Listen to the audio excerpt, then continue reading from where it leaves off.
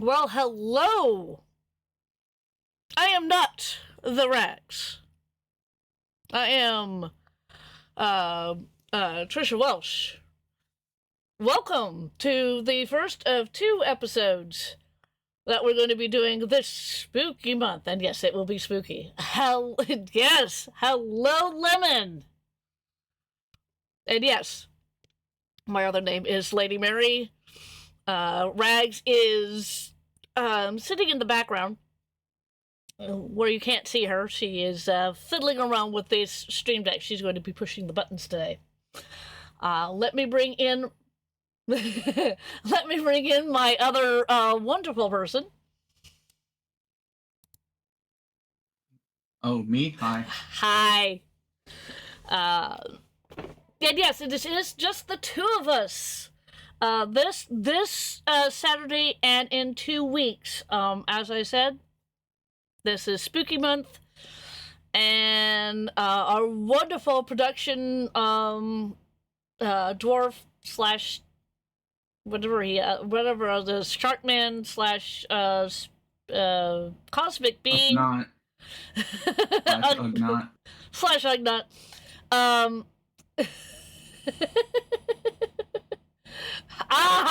Yes, waves over Lady Mary's shoulder, Rags. I would like to state now that at least you spelled my name right. I went and looked it up. Still, I appreciate it. You're quite welcome. Hey, I spelled my name right, even though I don't mind the way that RTE spells my name, because you either spell it that way or you spell it the way that I spell it. I don't care. Now, if this was my sister, her real name is Victoria, but she likes to be called Tori. Not Vicky. Do not call her Vicky. She will have a conniption fit. That's fair. And it is Tori. It's Torie. Not Tory. She's had people spell it that way, and she doesn't like it. Really? I honestly, my way of spelling it would have been Tori. Just ended it at the I. She's had it spelled that way too, and she's like, no! It's okay. You see, I get catty more often at Starbucks than anything. Yeah. It's like Kate is in the name. It's not that hard. Kate with a Y. Yeah, but a lot of people, when they hear Kate, they automatically think it's a K and not a C. Because that's a hard C sound and a soft C sound. Language is weird. No, English is weird. That too. Any rate, welcome, my darling, dearling friends, to this very interesting, oh wait, so that's who's been ordering from our store? Probably not this particular Katie. Wondered why the Katie comes for, why,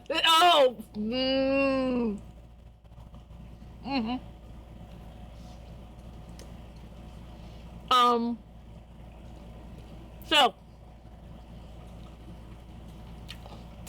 I'm filling in my corners. I've already had something to eat for lunch. Filling in those corners. Anyway. So, since I only have one person, English is 3 languages in a trench coat, mugging others in a back alley for spare words. Yeah. Germanic, Latin base, and yeah. There's an excellent series on YouTube, if you guys can find it. It's called The English Language in 10 Minutes. And it's 10-minute little sections on how we got the English language, and it's absolutely hilarious. You gotta sit down and watch it. It's really funny. Anyway, since I only have one player, please Introduce yourself. Wait a minute, it's this way. Hi, I'm Katie. Uh, I'm going to be playing my Sith character again, because it's fun. Yes, it is. It is going to be fun. Yes, yes, yes. I'm just gonna do my best Aubrey Plaza impression and just monotone as possible. Entertain me, says the Empire. Are you not entertained? And with that, my darling little kobolds, we're going to. I actually have an intro made by the wonderful RTE Studios, and then we'll move on to the crawl. Yeah, braces for the. Thank you, Livin. Braces for the evil. I love it. And away we go.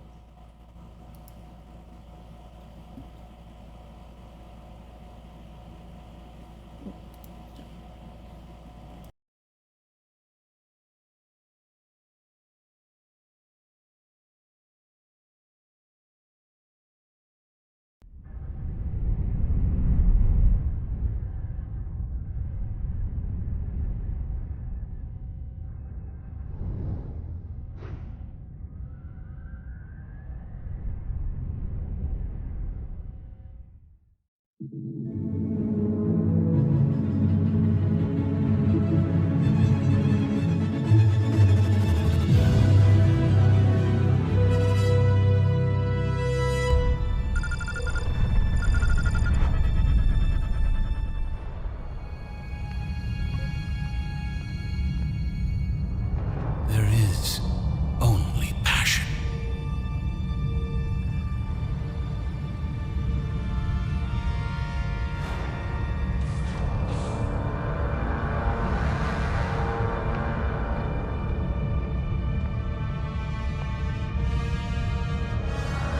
Through passion, I gain strength.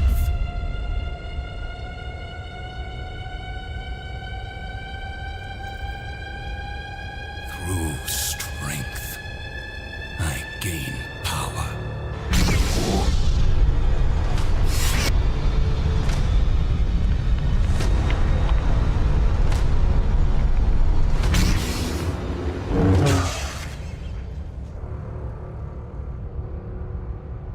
The fleet is in position, my lord. We have heard nothing from the planet. My lord. Telos had its chance. Begin the bombardment. Destroy the planet. Sir, Lord Revan's orders. Are inconsequential. Today, the galaxy shall fear the Sith once more. And if Revan doesn't have the strength to make it so, request a transfer if you must, Admiral. But you will follow these orders, or you will pay the price.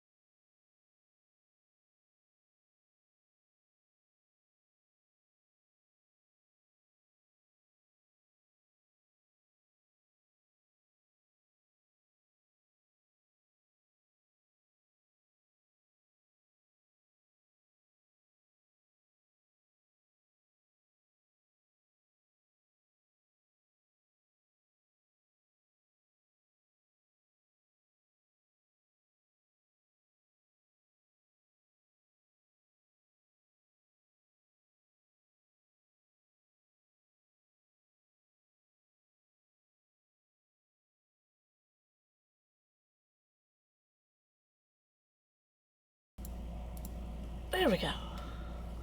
I'm going to put it on that so that I can...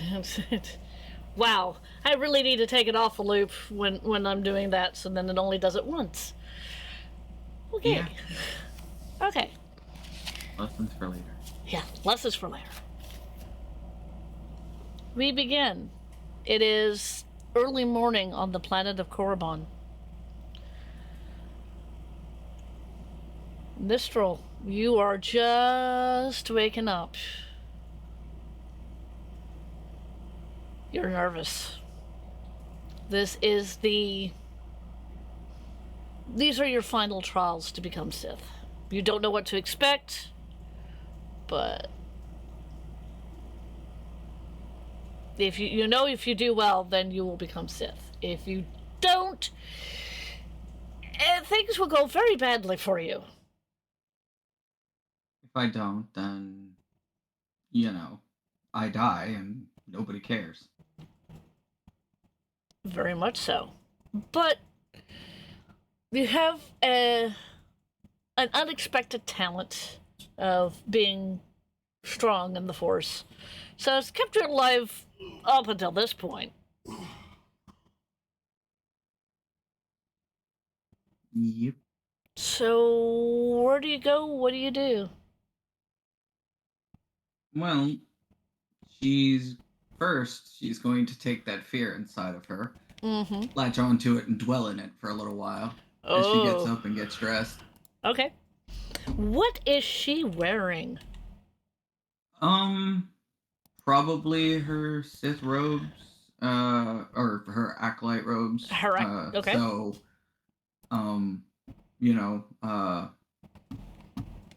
simple black, like, under outfit, and then robe with a hood. After she ties her band around her head. Oh yes, okay. That is very fair. That is very fair. Yep. So you're on Korriban. You are just coming out of the dormitories on Korriban. You see a lot of other young apprentices. They're going back talking about their trials. Some of them have really horrendous trials. Some of them have easy trials.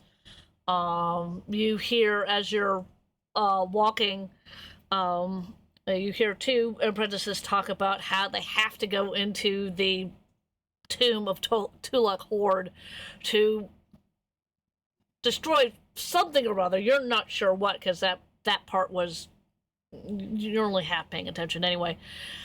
But it sounds like these two particular apprentices are kind of complaining that they have to go into this really old, musty tomb to go and find whatever it is that they're supposed to find. You hear snippets of conversation going throughout. You also hear that you also feel that there's a kind of a buzz. Like, something has been going on while from last night to today. Something during the night has happened. And you... Yeah. Not quite sure what. Although noticing it, she does pick up her pace a little. Okay. Probably heading to her master's office or area. Okay. Somewhere in the temple. Yes, it is somewhere in the temple. It's the temple's kind of up on a hill. From where you have the apprentice dormitories. There's a well in the center where you go up and you could go around and then you could go through, and there's like two ways, two staircases up, but also branching out on the bottom floor. There's other places where you could go and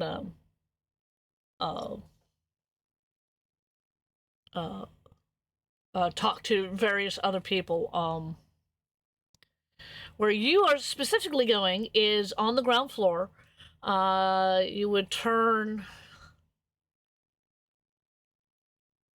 right, walk down down a hallway, turn right again, and then your particular master is down that hallway, down a little ways, and in a little office area. That is where you're heading. Yes. Um, So she can get the last little bit of details on her trial and also figure out what the hell is going on. Very much so. So you come into this area. There's a desk and a chair. Not much else is in this particular office. But you do see your master, who is, and I'm gonna hit the what he looks like. He is 5'11". He weighs about 145 to 150 pounds. His hair is purple. He has sea green eyes. He has raw umber skin. This is your master. His name is Lindu. He is a Zorbeck. Fair enough. And he knows he knows as you come in. Ah, Mistral. I have come as instructed. You've come. The early bird gets the worm, as they say. Today.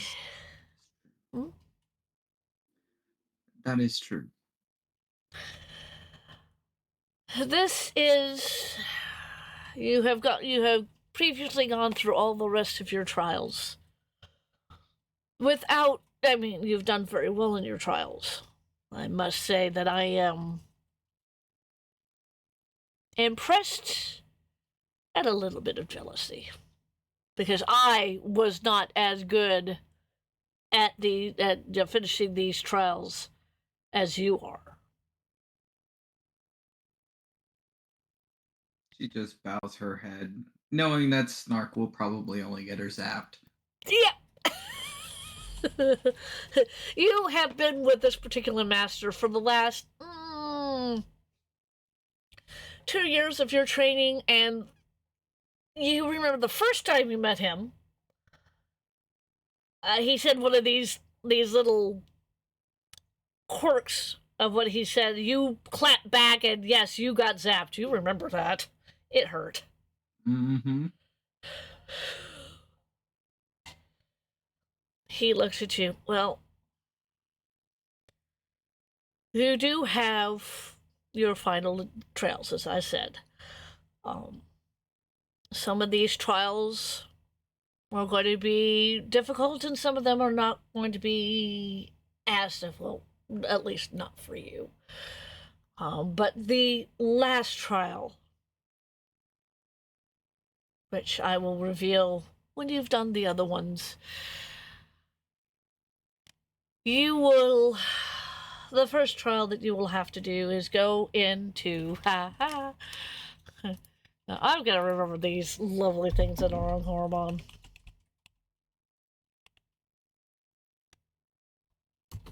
Odds are it's a tomb. Odds are it's a tomb of a Sith Lord. Yep, it is, but I have to actually remember. There it is. I have them. Someone was very nicely put them into the search engine that I'm looking at. Yay. Your first trial is for you to go into the tomb of a gentle Paul and speak to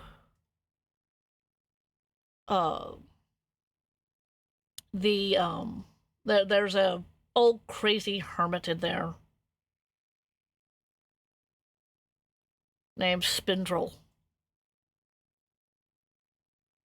Go and talk to him. See what he makes of you. And then come back to me.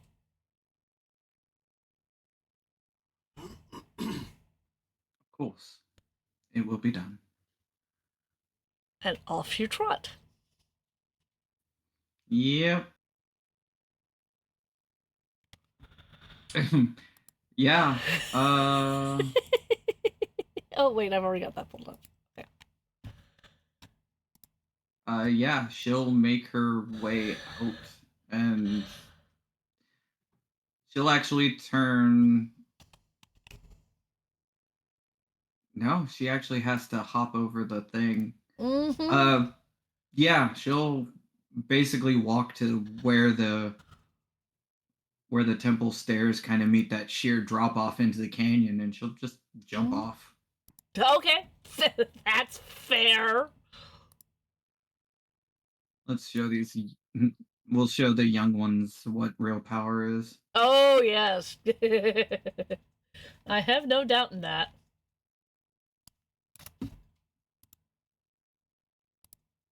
But yeah, once she lands, Nope. she'll basically just, walk into the tomb like she owns it. Very much so.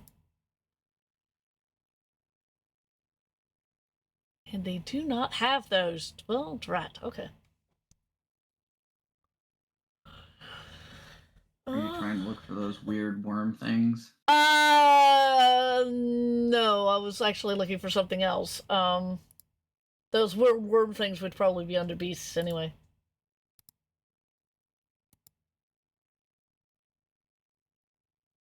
If they even have those. Which it appears, well, no, those are mediums. Spindrel's really old at this point. Yeah, he is. No wonder Palpatine lived so freaking long. He learned what Spindrel knew. Pretty much, yes. That's what I'm looking for.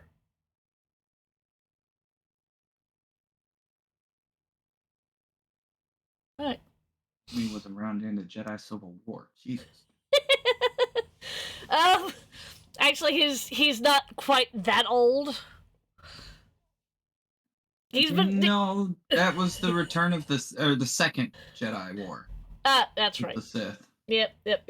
Yeah. Anyway. He was probably still a child around Revan's time. Yeah, that's true. Any rate. So, yeah, you walk into the tomb, and yes, you do find the core slugs all over the place. Now, what do you do? Well, there's a few things I could do. Okay. Give me a second. First, she's going to use for now she's going to use a force mask.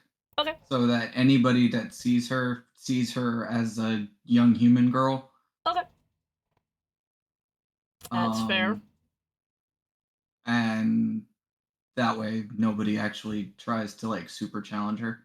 Because yeah, even though it'd be fun, it wastes time. Yep. And then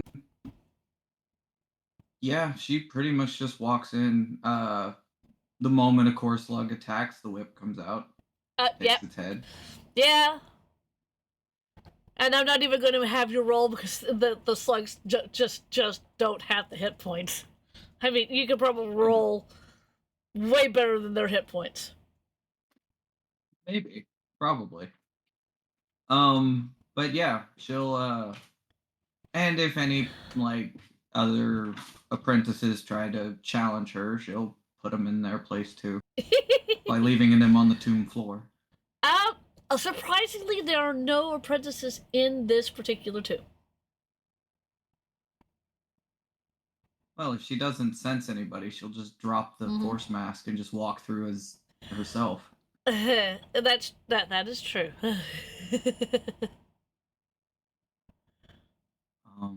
But she'll take her time. Because the tombs are always like catacombs, and she knows it. Mm-hmm. So she isn't just like rushing through it. She's gonna take her time, make sure she isn't ambushed.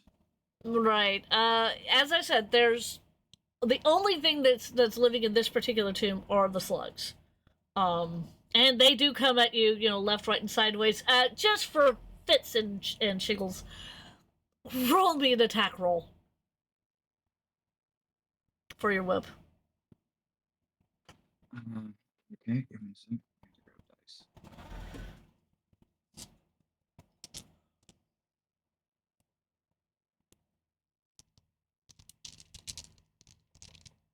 21 to hit. Yeah, you hit. Trust me, you hit. And what is the damage on the whip? It's 1d4 plus 3. I might have to hit one twice. 1d4 plus 3? 1d4 plus 3 energy, yeah. Oh. uh, even if you roll a 1, you hit you take out their hit points. They only have 4 hit points. Well, there you go. Yep. So you take your time, you take out many of these lovely slugs. Yeah, they are regretting their meals very much. You make it down where Spindrel is, and Spindrel is a very old man at this point. You could see him, he's very haggard. He looks like he hasn't had a lot of sleep, but then again, you kind of figured that. And he looks up at you. Ah. Are you here for your final trials, young one? Yes, I am. So, please, if you would be so kind as to not waste my time. I would not waste your time. I know about you. You. Well, I know where you're going to be going and what you're going to be doing. The air around has a vibe. And it's about you, young one. Now, let me get a proper look at you. She'll step into whatever torchlight is in the room. Mm-hmm. She'll actually take her hood down, too. So, green leku, all the stripes, her headband. Yep. And I'm not taking that one. He looks at you and goes, yes, yes, yes. You have been completing all your trials with such efficiency. Tell me, how much do you like your master? He is tolerable, I suppose. I tend to find it irksome when somebody thinks they know better than me, but I have since learned wisdom in listening. Well, there will come a time where you might be able to have your wishes granted, as it were.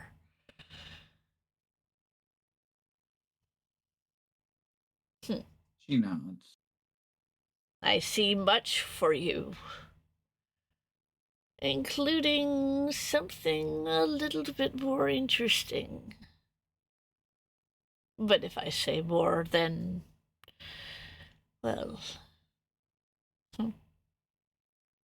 it looks like he's about ready to fall asleep at almost any moment at this point. She takes what he says and thinks about it for a bit. Young one, you may now go back to your master and tell him that I have found you. Oh, what is the word? Acceptable. That's it. That is it. My mind is going. I am going to go find my bed and lie down. Shoo shoo. She nods and she'll bow and says, "I believe you mispronounced exceptional." And she'll turn and walk away. He doesn't pay any mind. You see him as that when you turn around. You see him kind of because he's old. You hear the cane that's next to him was, you know, you hear the step thrum. You hear the creaking of the bed that's in this particular chamber. And you hear, oh, my joints, I feel like it's a snap, crackle, plop kind of a day. And then him lying down. She You rolls her eyes, walks out, and wonders why they haven't put that crazy bastard to pasture yet. you have absolutely no idea. No, she doesn't, and that's why she's asking the question.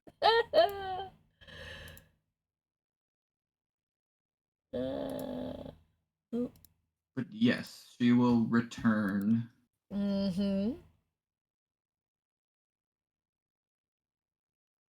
And relay exactly what Spendrel said, even though she really wants to use the word exceptional instead of acceptable. Yes, you did pick up on the fact that he used exactly the wrong word in that particular sentence. Mm-hmm. That was why she mentioned, I believe you mispronounced exceptional. Yep.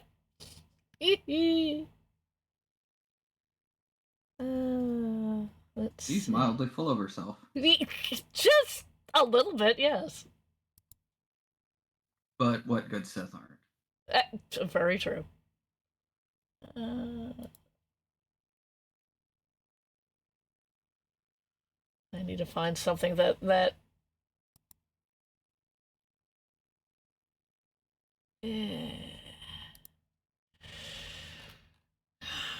Okay. Nope. Nope. Ah! They actually have a variant rule for aging. I love it. Any rate. So, you make it back to your master. Don't get old in the evil empire. It's very true. So you make it back to your master. Do you say what Spindrel told you? Simply that he found me acceptable.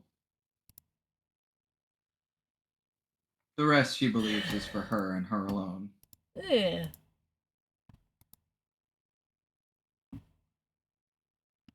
Hello. Alright. But she will relay enough information that is acceptable. Using the correct version of that.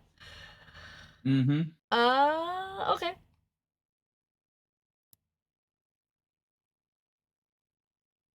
Oh, phooey fudge. Take it. Alright. I'm not gonna be able to find that particular because I don't have it. Arg. Nice. We are. Yeah. He your master nods. That, well, Spindrel is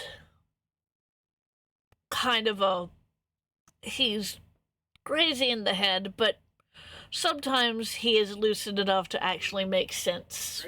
Occasionally. Especially for when he looks at the young ones, as he calls them. I don't know. No. Hey, for me, that's awesome. I don't know how long he's been alive. Some say since the olden times. Others say longer than that. Your master kind of does a non-committal shrug. If he truly is that old, that would be quite a secret. Very true.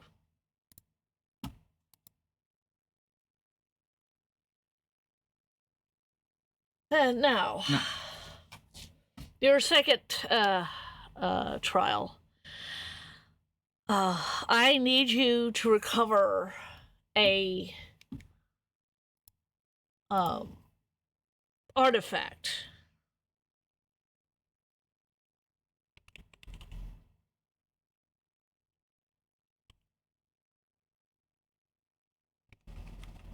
What artifact is that? Yeah. I need you to recover an ancient Sith holocron that is in the tomb of Nagasadao. Nagasadao. Hey, Yeah, there's no H in it. Yeah, I noticed that when I was trying to pronounce it.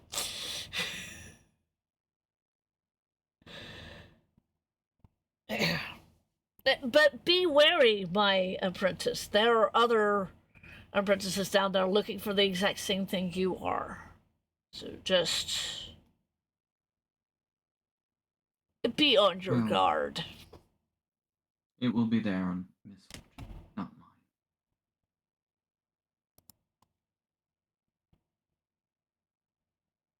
mine.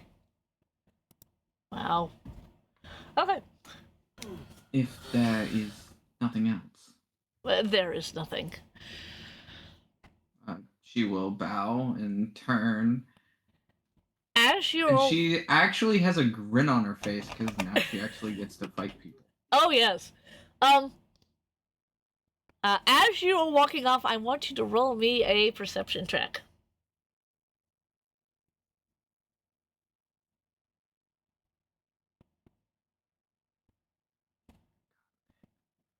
The perception. Yeah, 18. 18. Okay, this is what you hear as you're walking off.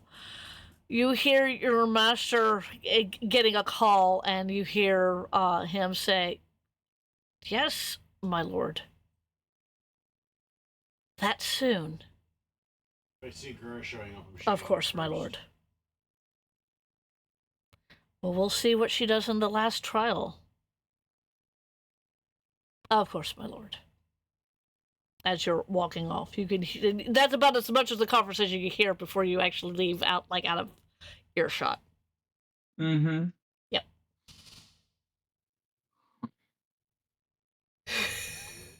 Give me a sec. I'm gonna roll something. Oh dear. Okay. So if she doesn't think somebody is actively trying to assassinate her or set her up for failure. You really thought so? Yes. Fair enough. Her master just openly admitted he was jealous of her. Mm. Might have an answer. She would be stupid not to. Oh yeah, I quite understand that. But yes, she will make note of that as a curiosity, and then be on her way. Yeah.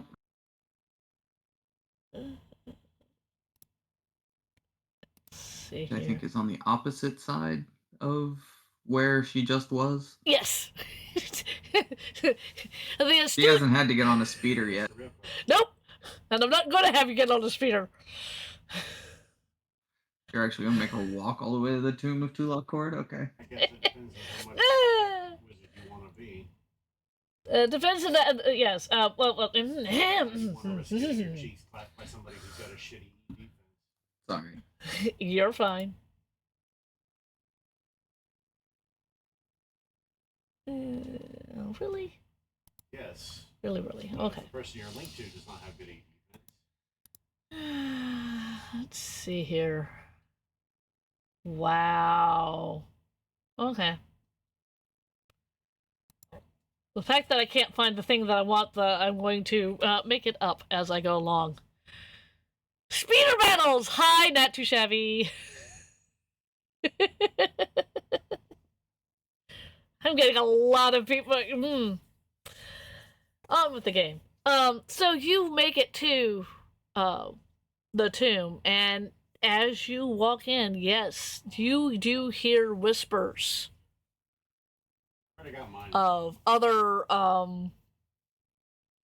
apprentices looking for the same thing that you're looking for. What do you do? Okay. She.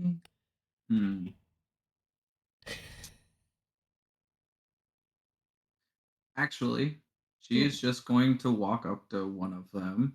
You okay? She's going to wave her hand in front of one of them and say, "Tell me where you've looked." And she'll use Coerce Mind. Okay. This particular one that you've walked up to,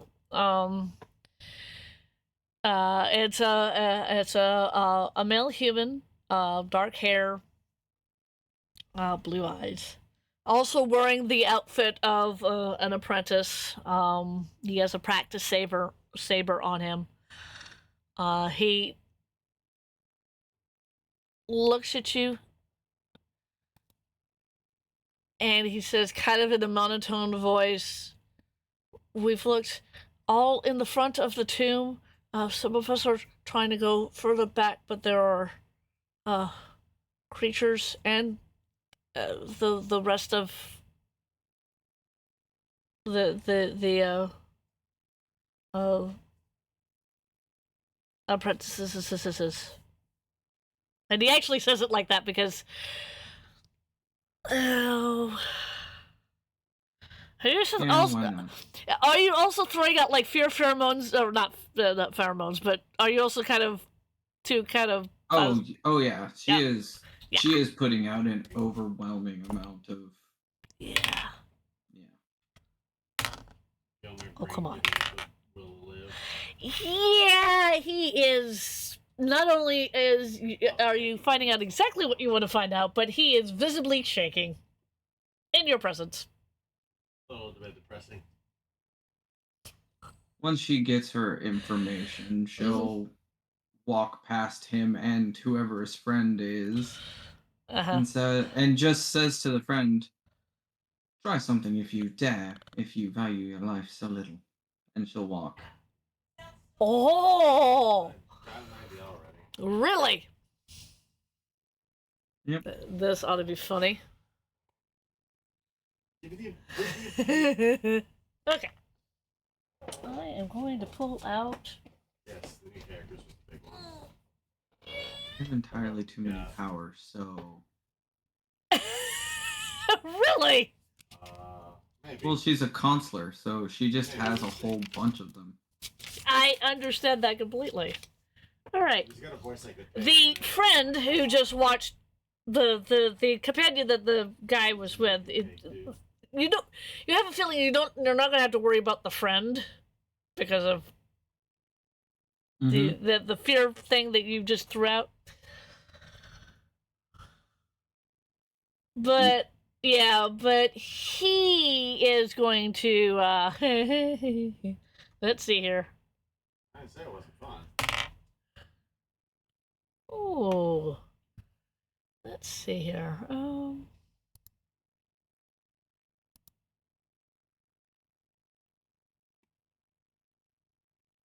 Let's see. Yeah, that is an 18. Does that hit you? Yeah. Okay. Great. He comes out and hits you with his practice saber, and you won't get it before we do. kind of a thing. Mm-hmm. Yep. So it's just you and him fighting.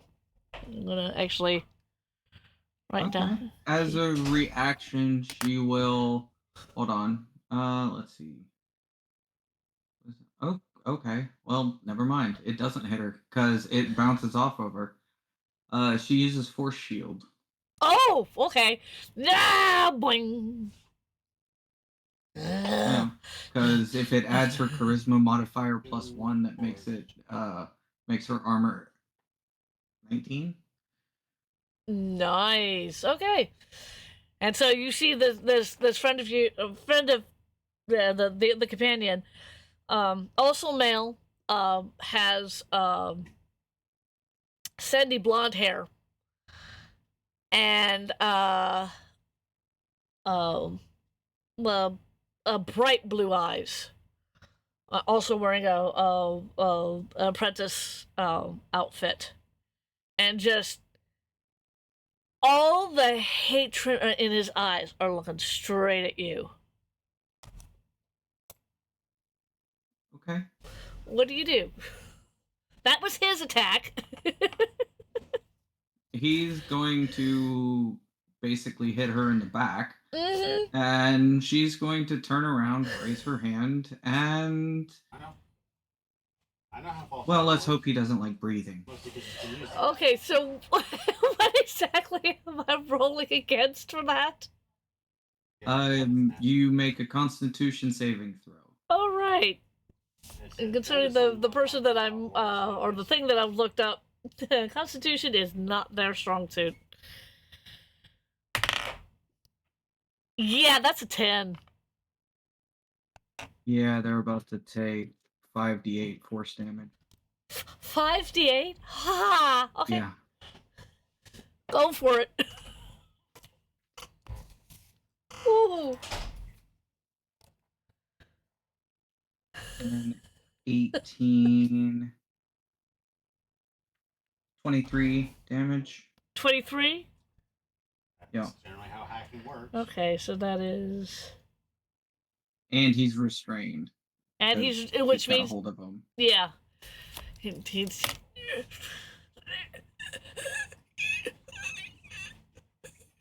Well, he can't do anything on his next turn because you've restrained him. Yep. Yeah. And All theater movement, yeah. then she will. Let's see. Yeah, why not? She'll flick her wrist and throw him against the wall of the tomb. Oh! Okay.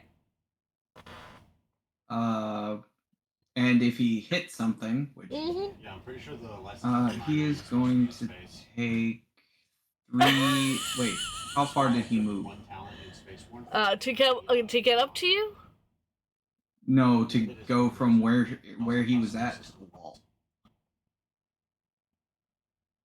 I'm going to say those things is because we don't have a proper look down. I wish I could find a map of that, but I don't. I'm going to say those things are about 40 to 50 feet, like across, in both directions. Okay then. I, This guy's a. So your mom comes back. Sorry. yeah, go ahead. This. Let's see.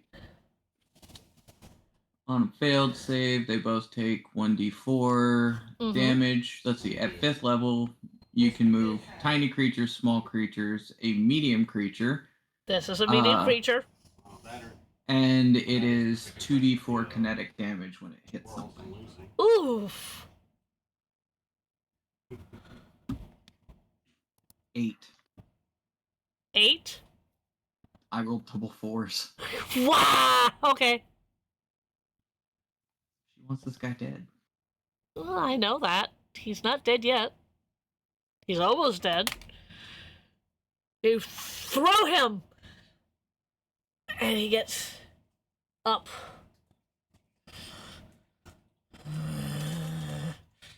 He's no longer restrained because you let go of him when you threw him. However, she is going to take, because she isn't moving, she's going to take her movement and pull her saber and light it, proving that she is so much better than them. Because you got your lightsaber. He doesn't have his lightsaber. All he has is a practice saber. So it's going to whip around and sizzle on the sand. You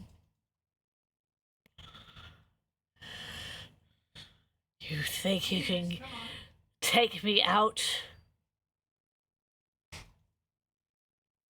I don't think it. I know it. And he charges you. And you're going to die. And he's going to die horribly, yes. Cool. All right. Let's see if he hits you. Alright. I can He'll yell.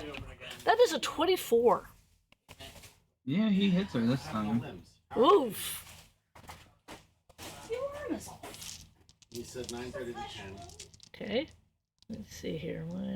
That one, and I know I have another one. Ah, there it is.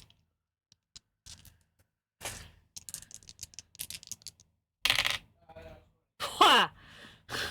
Well, double sixes on 2d8. So that is 12 plus 3. That is 15. Okay. Fair enough. 15 points of energy damage. Okay. Yeah. Mm? Well, that's the last move he'll ever make, because she makes finger guns at him. And I will roll. Go ahead. So we're getting our 22. You hit. And to 2 make the thing that I asked for the recipe of. So. 7. 7? Wow. Yeah, she's using wound. Oh. Oh yeah. So is that all of it added together? On a hit, target takes 2d8 necrotic damage. Yeah, 7 is it. Okay. Awesome. I've handed you off to an actual agent. Although I can cast it at level 2. I think I might do that. That just adds a d8. Well, okay. Go ahead. Which is 12. 12. 7 plus 5. Wow. Yeah, he looks like he is going to go down, although he is now standing pretty much in front of you because he did do a charge, and he's going to hit you again. Let's see here. Let's see if he even hits you. Well, she's not very armored, so. I mean, that's a 12. Yeah, that didn't happen. Yeah, that didn't happen. He comes up to you and goes, ah! Tink!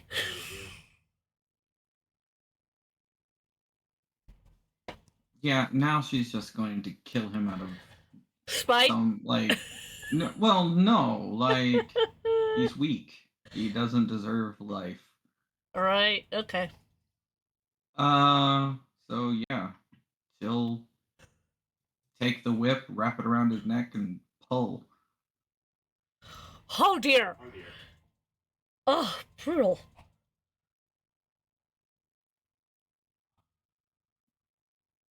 20, 17 plus 3. Ha! That was the hit? Yeah. You hit. Damn. 4 damage. 1 plus 3. Well,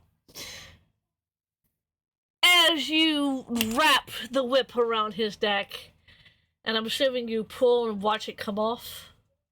Yeah. Mm-hmm. It comes off. When you finish that, You see around you, Mistral, that you have collected a crowd because of this particular fight. Most of them are, well, all of them are, uh,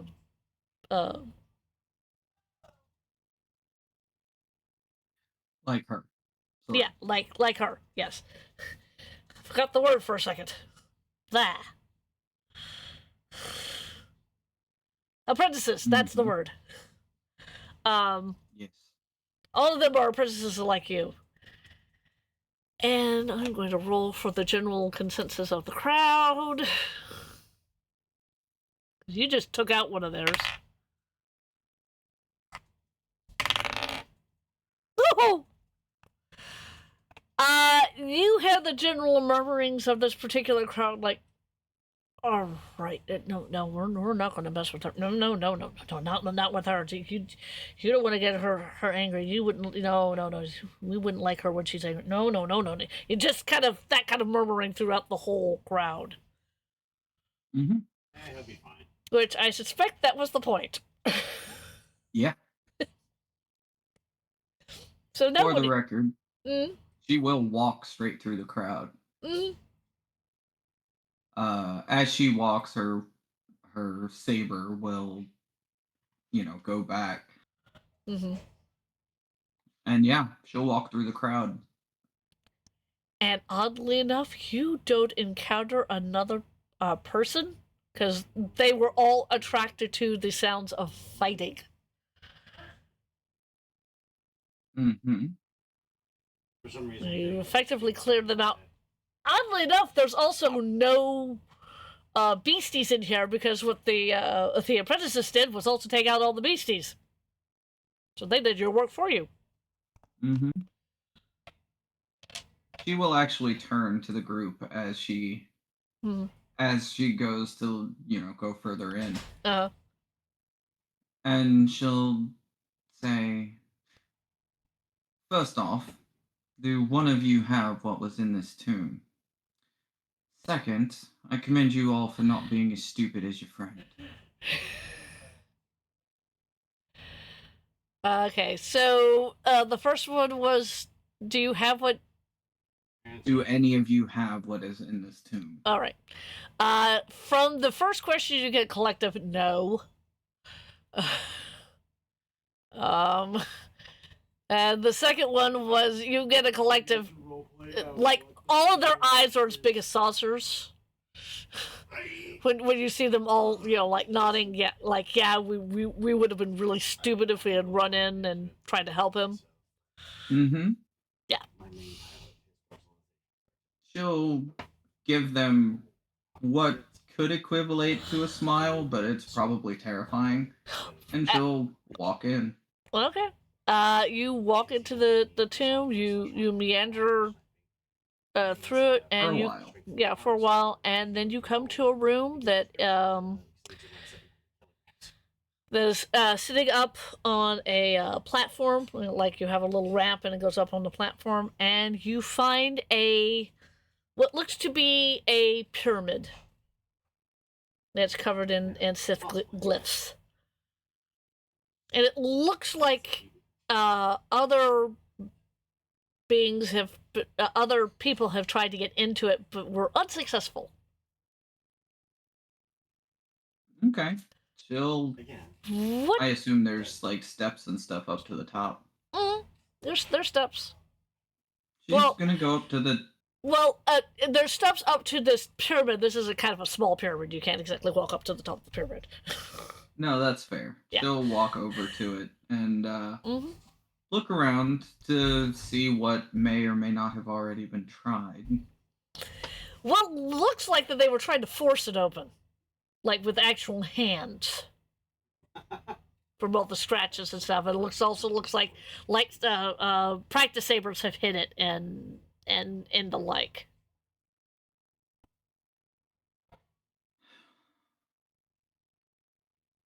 Well, let's try the easiest one first. And she'll actually nick her finger on one of her teeth, because Twi'leks actually have sharp teeth. Uh-oh. Yeah, she's gonna nick her finger and just Don't know what it's my blood. put blood on the thing. Her blood. This is my blood. Let's see. That's step one. Well, that's step one for you. Yeah. Uh, you do the blood thing and nothing happens.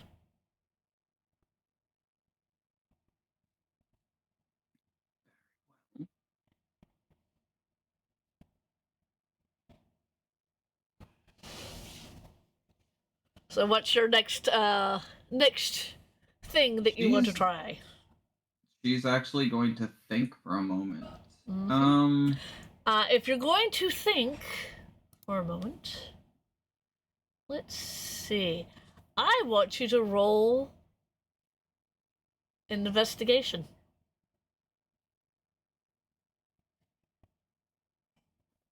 18. Looking at this, the easiest thing didn't work, and obviously, brute forcing this thing isn't going to work. I mean, you see the evidence of that.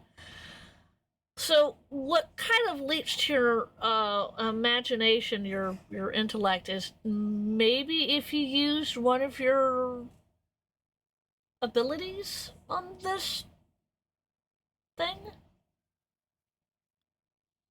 Thinking about it, then, from that point, she will.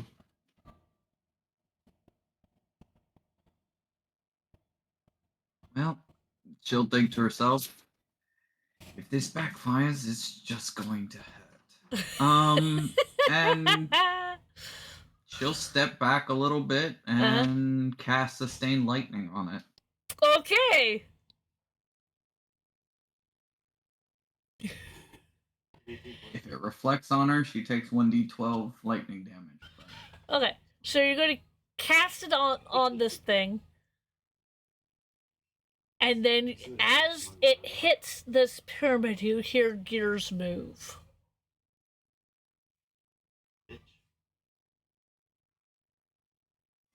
She just thinks to herself, and nobody thought to try that? Yeah. Oh, this order has fallen. Yes. And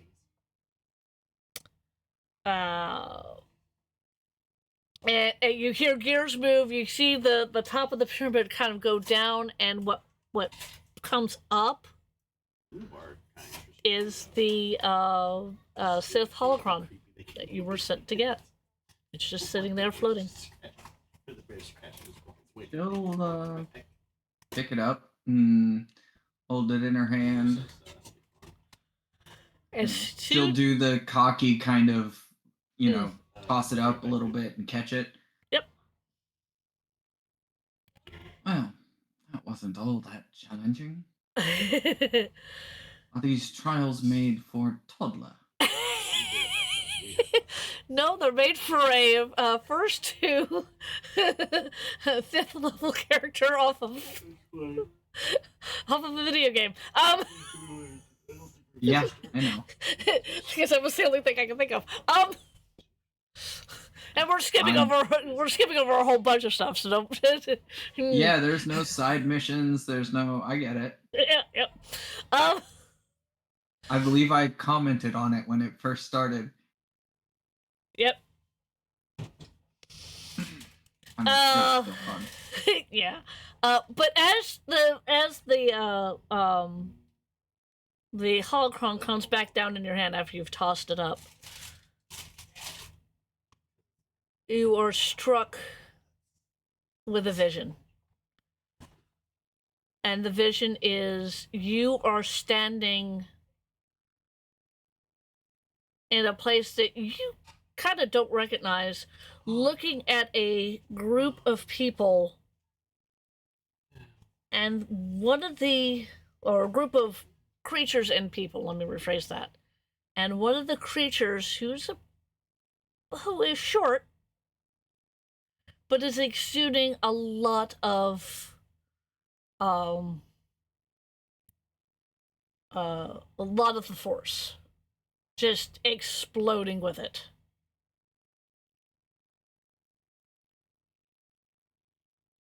Okay. And then the vision ends. Is she short and fuzzy? You don't know. There was a very That's short. important. Yeah, it's a very short vision. I mean, it was so short that you could clock that they were. Most of them were your height, and one of them was short. But other than that, and the feeling of the That's fair. force, that's all you could have picked up. I mean, That's yeah. Any rate, so now you have this thing, and just wow, that was you weren't expecting that. no. She's WTF? she's quite surprised. Oh yeah. She's probably glad that there is nobody here to see the surprise on her face. Oh yes.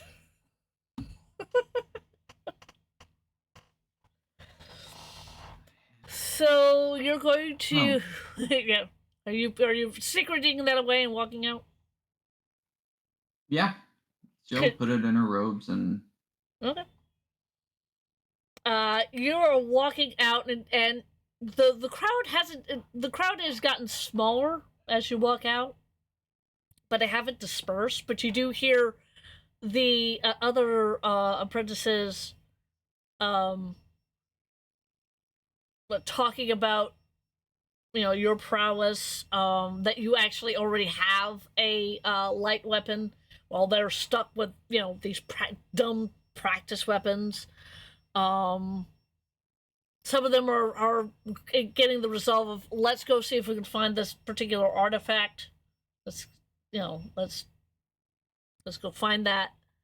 That's kind of the consensus that you're getting as you're walking back through the much smaller crowd. cool. She is going to use is it creature or object? Yes. Awesome. Yeah, she's gonna use force concealment on the holocron. Okay. So they don't know She's that just you have cloaking it. it complete. Exactly. Yeah. That's fair. And you just kind of nonchalantly walk right back out. Some of them take notice of you, but since you're still throwing out those lovely fear pheromones, they're not gonna mess. Yeah, they're not gonna mess with you. That's probably wise. Yes. Unless they want to be another trophy for her. What did you take from the last guy? Before you. No, when she gets back, she is going to tattoo another band on her Leku. Ah! All right, that's fair. That is so fair. I love it. At any rate, so you. Which is incredibly painful, by the way. But every person she has killed is represented on her Leku and her face. Well, that is definitely carrying it with you. Yep. So you make it back to your Master Lindu. Master Lindu looks at you, goes, "So do you have it?" She breaks the concealment and pulls it out of her robes. Have I ever failed you before? No. And as I've said before, you have completed all your other trials with the same decadence and grace as if you completed this one. She nods. However, I'm sure that there will need to be some cleanup. Unfortunately, one of the other apprentices got a little testy. And now his head and blood, well, decorate the tomb of Nagasadao.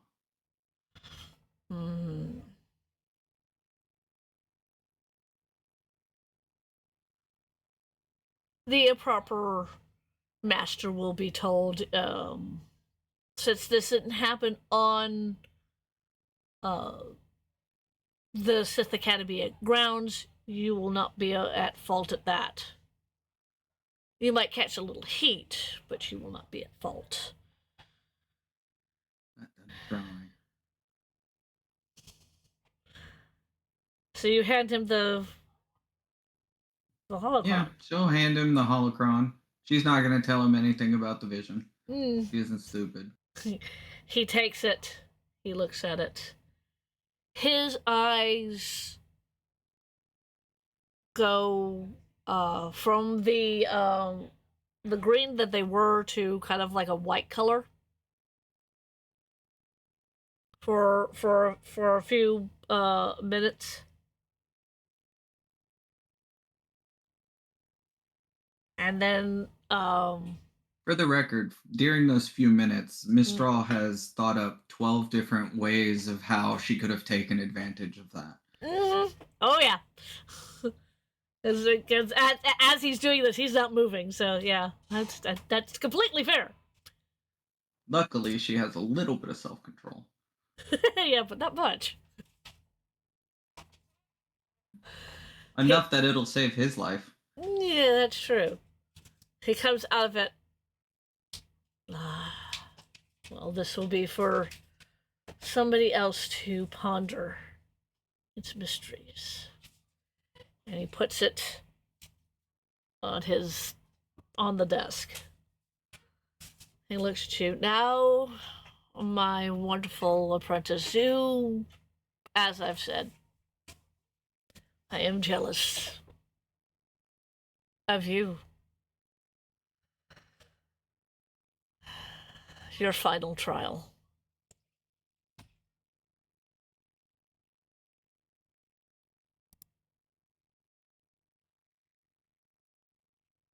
Let's see. Oh, okay. He holds out his hand. And misses completely. Wow. Really? That was. Yeah, he misses completely. You see lightning arc from his fingers towards you, and it just kind of goes around you. And over you.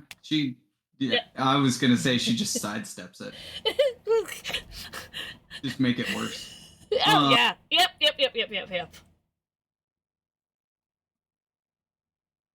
Well, Master, I didn't expect it was that time already, he says, and she will.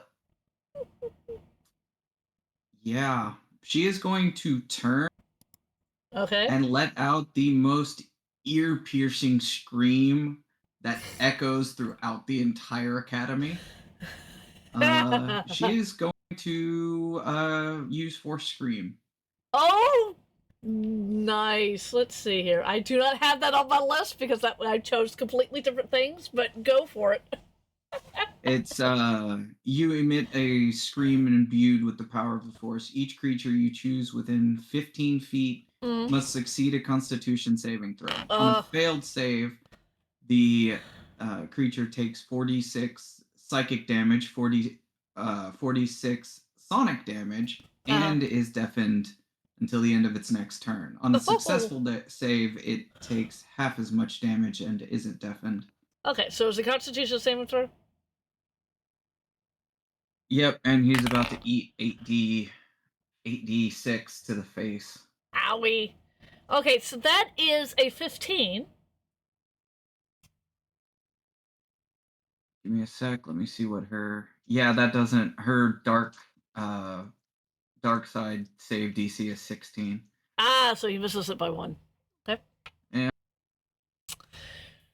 So now I get to write his lovely. I have to find 8d6. The ever wonderful. I have to find the. I don't have enough dice. Oh, I have plenty of dice. I just have to hunt them all down. Like I now have 8d6. Okay.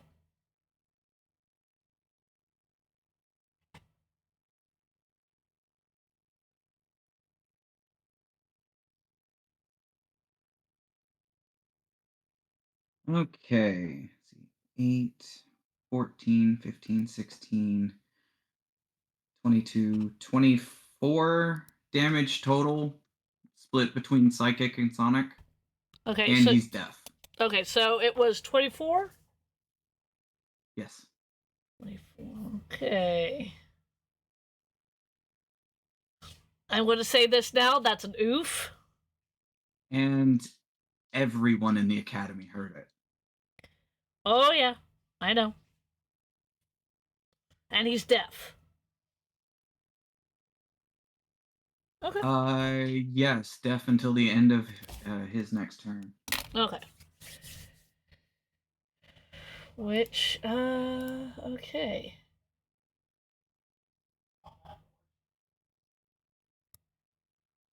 For the record, he didn't teach her Force Scream. That was the very first Force power she ever had. Which is what attracted you to him. How he became your or him to her. Yeah, it's that way.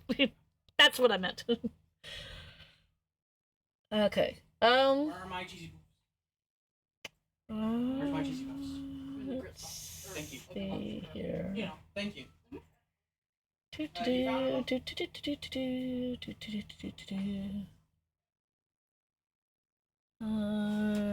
Probably not that.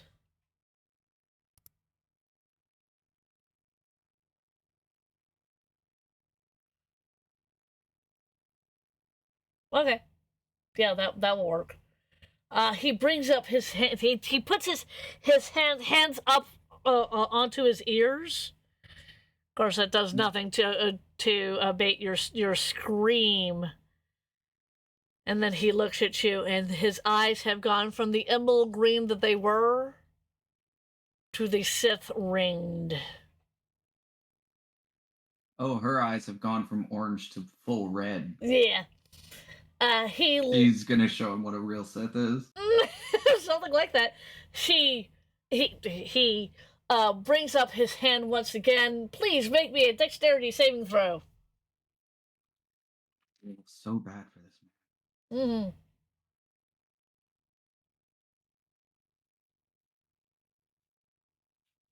Hold on, I'm gonna do math. Uh-oh. The dog's expression. She held the thing up, said, make friends with Duck. Oh, He's damn. Like, Duck is Okay. very good. Spitting Let's on see. No, wait, sorry. I was reading the dexterity thing. My saving throw is +7. Holy shit. Wow. So dirty 20. It kind of doesn't matter. Let's see. That is... You know what? I am not going to try to pull up my... I don't have enough D6s. I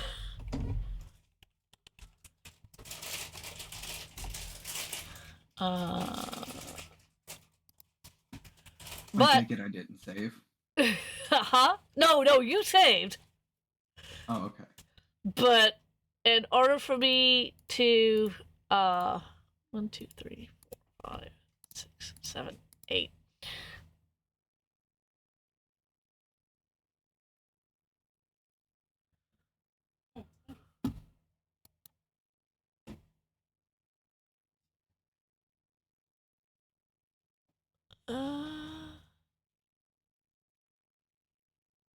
Wow.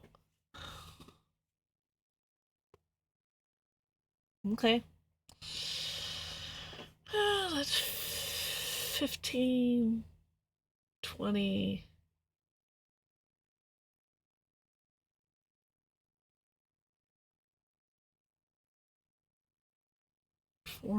That is normally that would be 30 points of lightning damage on a failed save, but half as much damage on a successful one. So you take 15 points of lightning damage.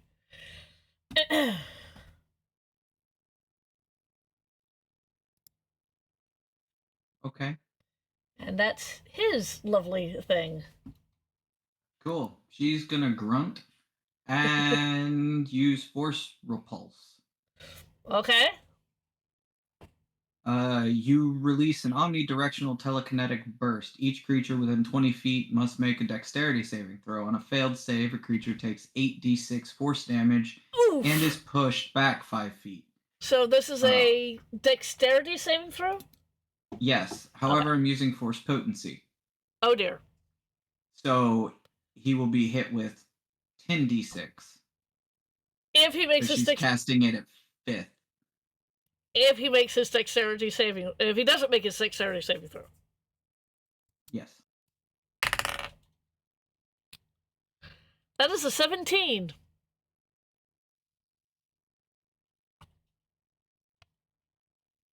Okay, he's going to take half of this, and he's not going to get pushed. Okay.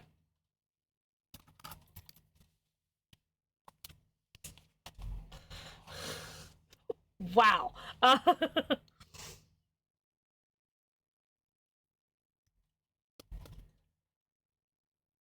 31.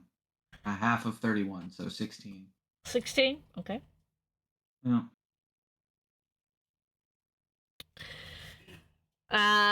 Okay, so at the end of this next turn, he'll be no longer deaf, right? He shouldn't have been deaf at the end of his last turn. Okay, so he's no longer deaf at this point. Nope. He looks at you. Let's see here. I do have something.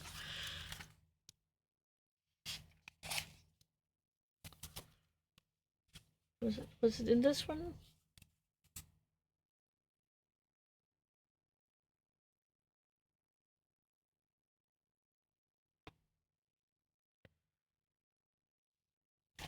No, it wasn't in that one. I don't think. Oh dear. Oh no, I've got this. He looks at you. He's gonna make a very small speech before he does his next thing. Of course he is. Of course he is. He looks at you and says, "You say evil is only a matter of perspective? Spare me your monodic platitudes and keep your cynical paradigm of uncertain villains. Evil cares for perspective no more than slaves care for a family in slumber. Perspective does not unchar their remains, as is the nature of fire to burn. So too the nature of evil to scheme, to take, to ruin, to destroy. But in here lies the difference. Fire has no choice, but evil does. And in its choice to do evil, my dear, that makes it so. I do not meditate on the means with the ends that it is the dissident cravens of meowing about their justifications. The so-called villains, and of course he puts that in quotation marks, who desperately struggle to evade the personal accountability. I embrace what I am, what I do. Demonstrable and unapologetic. I am evil, and should I choose to show it, which I'm doing right now, no amount of perspective will save you.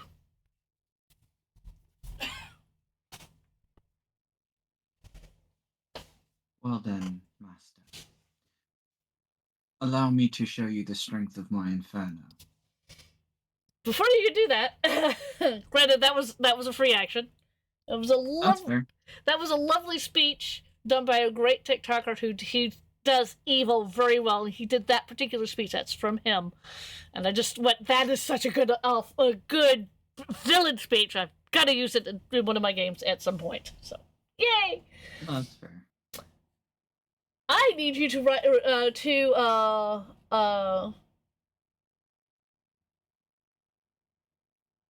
He holds out his hand just as he's finishing the speech, and he makes he closes his fingers. Roll me a Constitution saving throw. Nat 20. Damn. Okay. Ah! Very good. He has fucked around. He is now about to find out. Oh, I have no doubt in that. I have no doubt in that. That is fine. That is fine.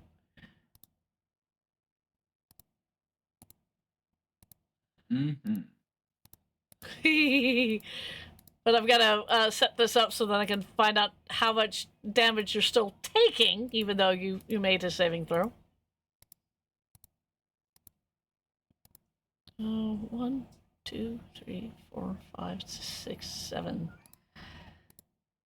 8, 9, 10.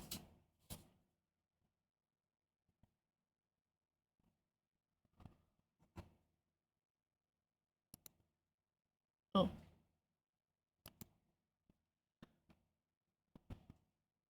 Wow.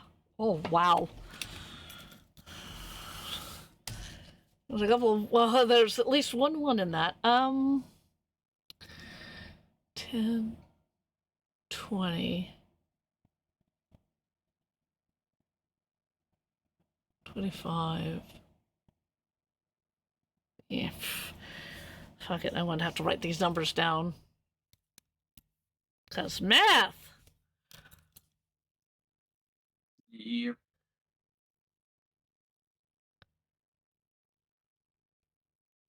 And if I don't do it this way, then I'm gonna get horribly confused.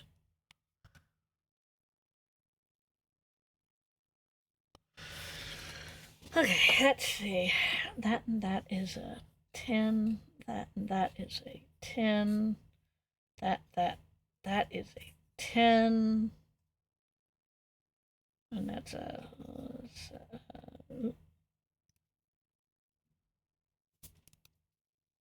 that and that is also a 10. That's a 2. Before I give you the half, the number that I came up is the answer to the life, universe, and everything. 42. Uh-huh. Which means you are taking 21... You're welcome, I'm a proper nerd. Yes. You're taking 21 points of force damage, and you're not paralyzed. And not paralyzed? And not paralyzed. He tried to use Crush on you. Fair. Let's see what other toys I have. Because, for the record, her tradition is Way of the Lightning. So. Oddly enough, that's his, too. So is his. Yeah. Yeah. Yeah, that's his, too.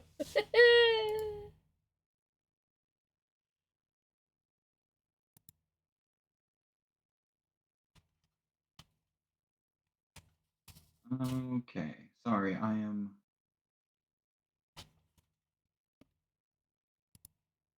Oh, wow. Okay. I should be adding modifiers to this. Oh, dear. Okay. She's gonna use Force Lightning. Oh, God. I know what that does, because I just did it to you. Yep. Uh-huh. Oh, dear. Okay, go for it. Oh, no, I have to roll a dexterity saving throw, don't I? Yes. Yep, and I'm rolling it at level 5. Oh, God. Okay. Dexterity. Come on. Ah! Okay. That is a 13. I think you did it. Yep. Give me a sec.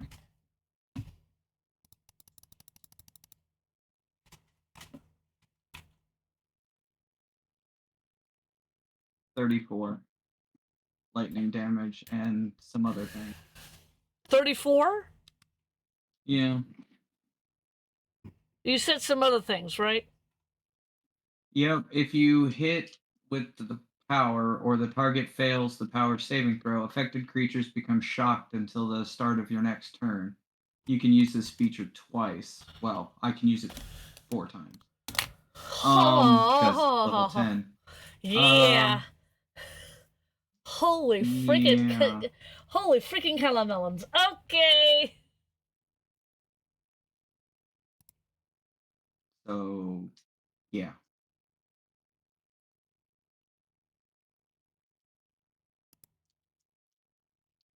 And for Jiggles, she's gonna do it again because he's shocked, and I don't think he can actually do anything. Well, I mean, if you could do it again in the same attack, then yeah. Oh, no. But he is shocked until the start of my next turn. Ah. Okay.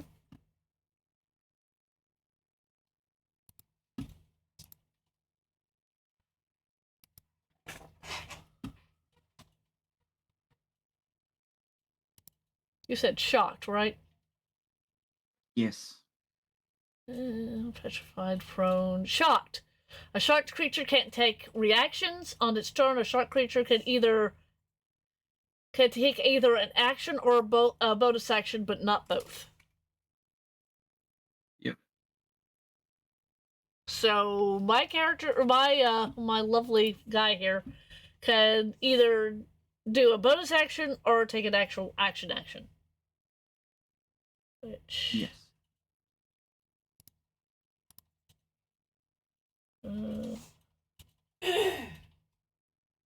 Okay. Well, I mean, you did it to him. He's gonna do it to you. Fair enough. First lightning. Dexterity saving throw, please.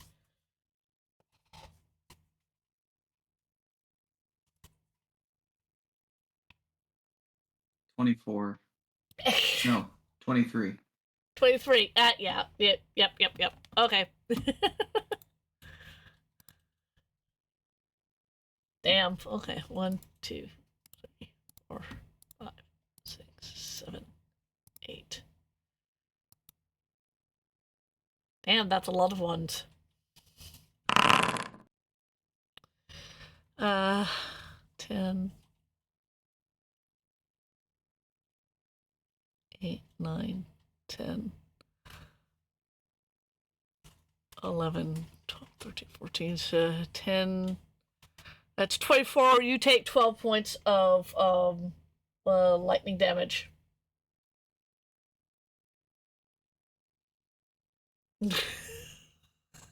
Okay. Well, she's not happy. Well, neither is he, but we're gonna go with it.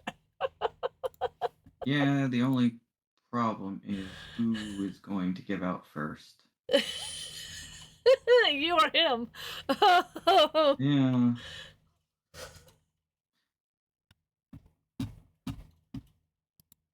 Actually, for just a moment, she is going to basically dodge out of the room.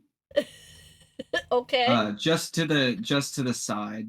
Like Okay. he can still sense her there. Mm-hmm. But whenever I use a dodge, I can use a hit die and yeah. Okay. So you're gonna try to heal yourself up a little? Little bit. Okay. I don't think it's very much anyway. Yeah.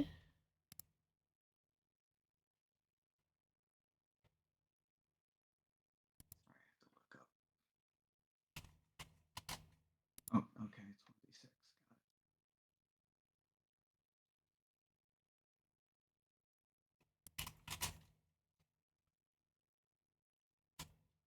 Got it. Okay.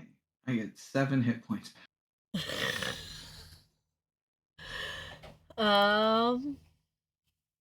And for her, because that was part of the dodge, because tough. She is going to activate Armor of Abeloth and gain 5 temporary hit points. Alright.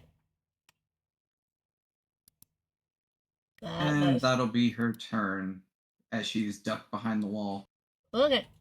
Well, while you're doing this, he is going to do something similar.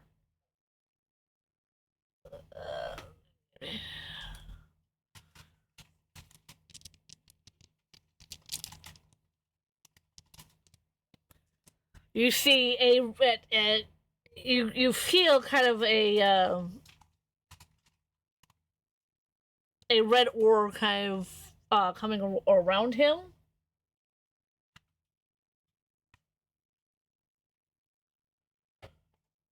Okay. And let's see. Okay. That. Haven't getting him a lot, but at least he's a little bit more of on an evil keel right at the moment. Well, at least so he thinks. And that is his little turn. So... Yep. Your turn. She'll round the corner and scream again. Oh, Lord. Okay. She has a lot of force points. Consulars are nothing but spell slingers. That is very true. Yes, that is very true. So what does he have to roll against that? Constitution. Constitution. Yeah, okay. Got it. Ha! Yeah, that's a 12. Yeah, that's not happening. Oh, no, that's not a 12. That is a 9. Sorry, I was reading that wrong. That's even worse. Yes, that's even worse.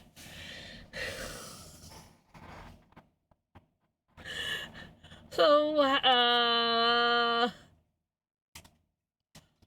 he's going to be death again. Yep. What's the damage? 27. That's the damage? Yeah, split between psychic and bludgeoning, I think. That's fair. Sonic. Psychic and sonic. You let out this scream one more time. And his body gets thrown to the back of the chamber. And he crumples to the floor. Not moving.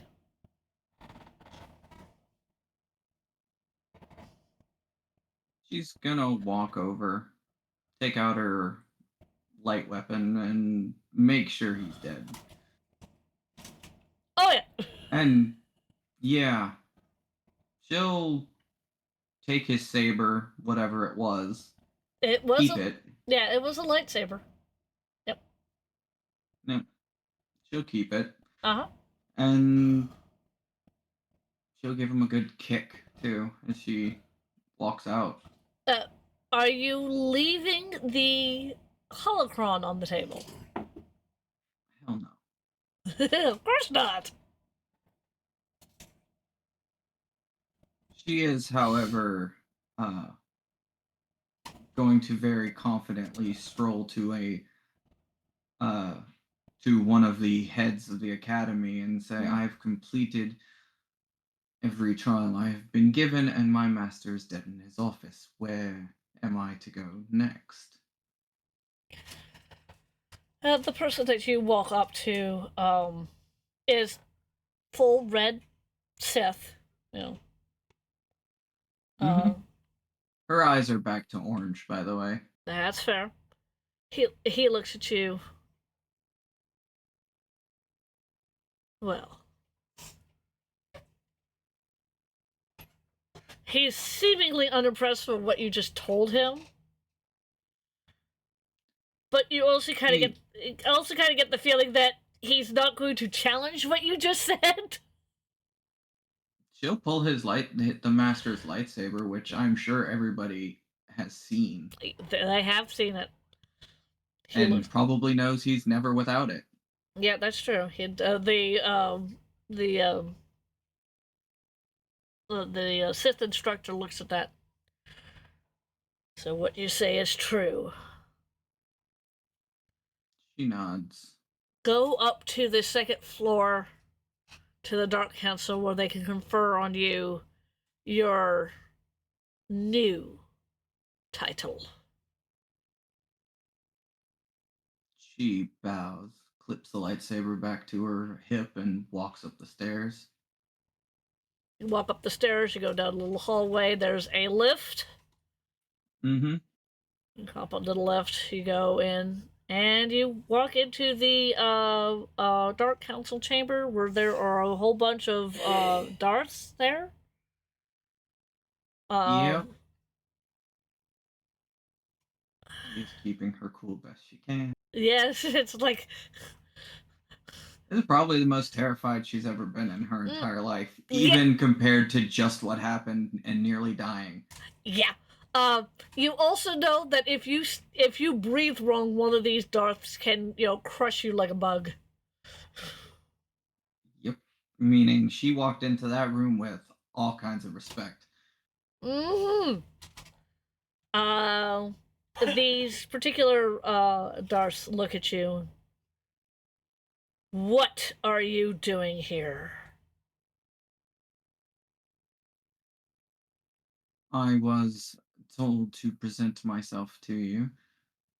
I have finished my trials, and my master lies dead, she says. And she'll take the lightsaber and kind of toss it into the center of the room. The particular Darth that you are, the particular person that you're talking to looks at it, does a sneer. Good. He lived up to his purpose, and it appears he trained you well. As he gives you kind of a side glance.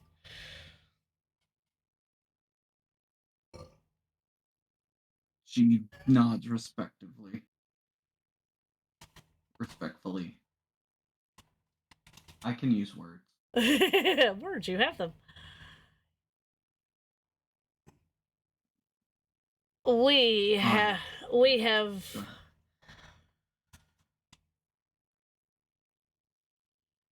have followed your career here on Korriban with great interest. And well, some of us don't believe that you are yet ready for the responsibility or to meet this particular individual. Our council is ruled by, and he puts up his fingers and he kind of says this with kind of all the bells he can put into it. Democracy.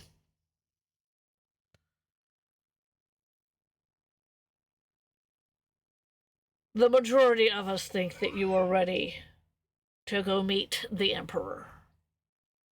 There is a shuttle waiting for you. Go. She nods and will take that as her dismissal and will turn and walk out. When she gets to that elevator, she's going to hyperventilate. like when you face, you faced a bear, and then you've just gotten out of the situation of facing the bear, and your body's doing a really And there's good... a dragon. Yep, there you go. And you're just like, oh. Not just a dragon, but an ancient dragon that could have just smooshed you like a bug. Yep. You have this lovely little panic attack with nobody else watching you. As you're waiting for the elevator to come up, it comes up. You get onto the elevator, it goes back down. She has collected herself by now. Mm-hmm. But the predominant thought in your mind is you're going to meet the Emperor. No other newly formed Sith, at least in your knowledge, has ever met the Emperor just coming out of the Academy. They usually have to have... Many old Sith haven't even seen him. Exactly. Yeah. That fear will be a great motivator. Oh, yes! Fear, a feeling of inadequacy, all these things are running through your mind as you're, getting your breathing under control, going, I'm a married spud, no, wait, wrong IP.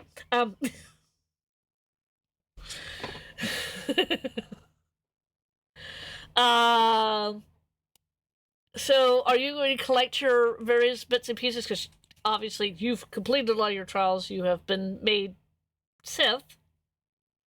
Yeah, she'll collect what little trinkets she has. Okay. She will very quickly, because it's Star Wars. She doesn't have to sit there in a chair for hours. That's Uh, true. she's gonna get the 2 marks put on her Leku, and then she'll go to the shuttle. Okay. I am going to. The reason why I didn't take the damages off of this particular character and kept it on a piece of paper, so I'm. This wonderful, wonderful creation of your master was done by my good friend who lives with me in this house. I asked him, and he came up with this particular idea, and so I'm eternally grateful. And hey, it made for a wonderful little battle between you and him because I was throwing everything at you, including the kitchen sink. So Yeah, in all fairness, I was sticking to all the big powers I had, so was he. except for the armor of Abeloth, Yeah, which was a level 1. yeah. So was he. To be all honest. Uh. I don't think anything I used was below level 3. None of the stuff that he used was below level 3 either. So, any rate,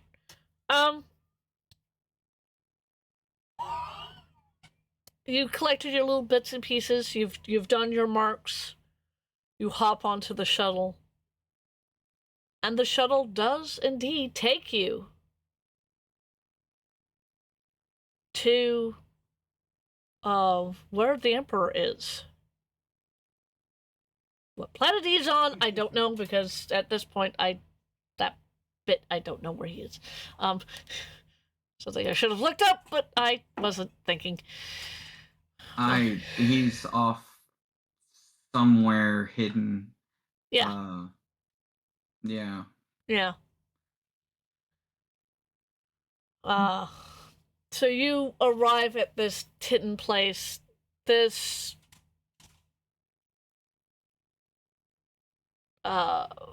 where you are is it's big, it's opulent. You do see lots and lots of Imperial guards. You know, the ones that were all in red, holding the sticks. Just 4 all spikes. 4 spikes all over the frickin' place.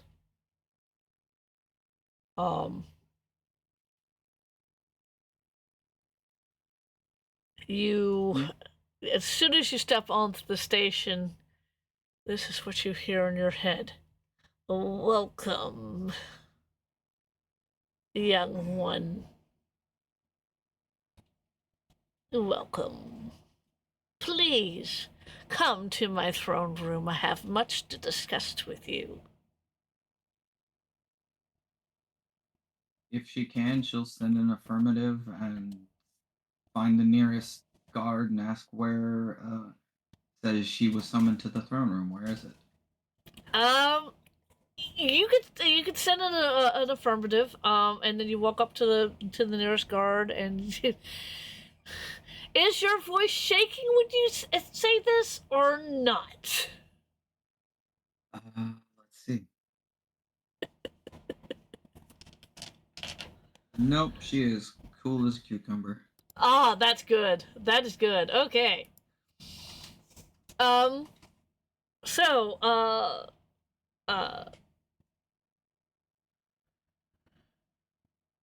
you ask where the throne room is. The Imperial Guard looks at you. It's that way. You go all the way down. It could be funny, but I'm not going to. Go all the way down. There is a door. Knock before entering. Consent is important. He actually says that to you. And then you will be let in. She nods. Thank you. And she'll, gratitude is not unknown. And, respect with soldiers goes a long way. Oh, yes. Oh, yes. So even if she has to force out the thank you, she's going to say it.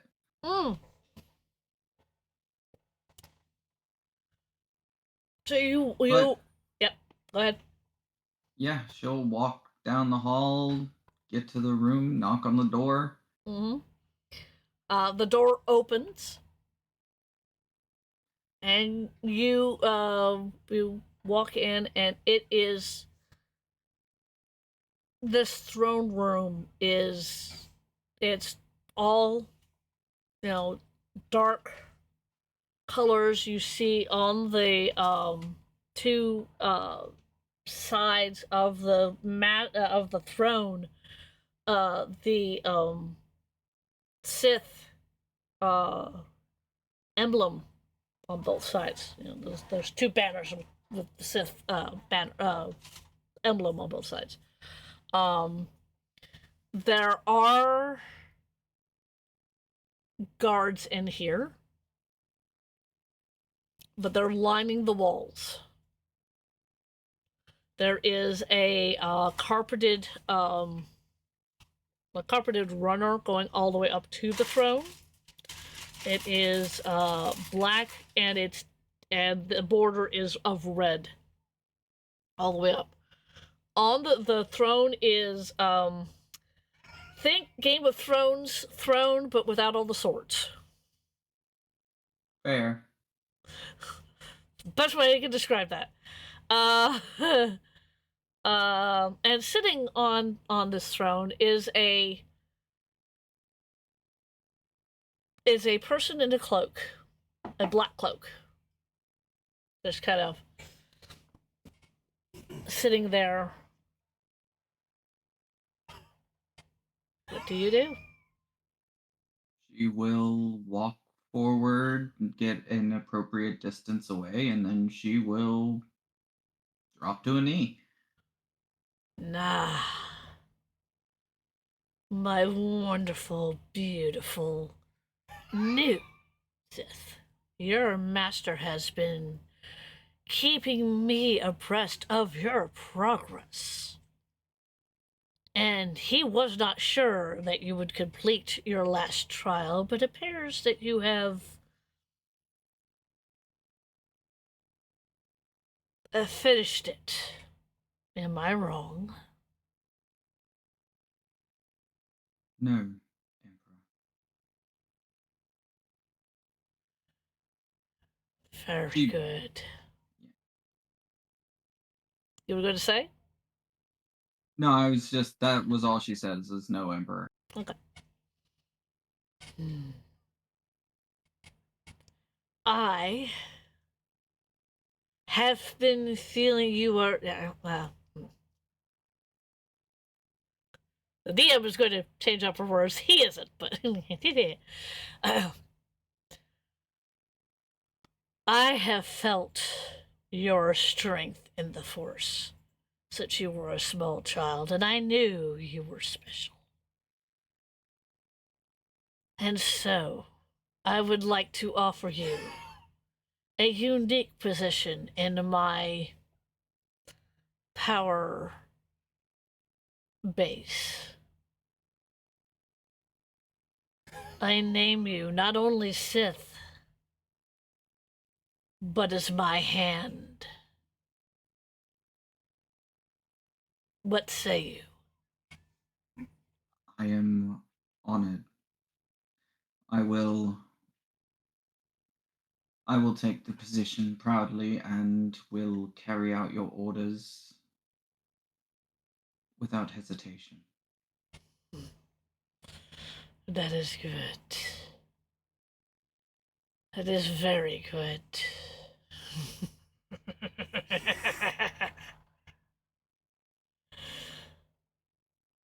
Your first mission as my hand is that I need a new apprentice. I have felt in the Force someone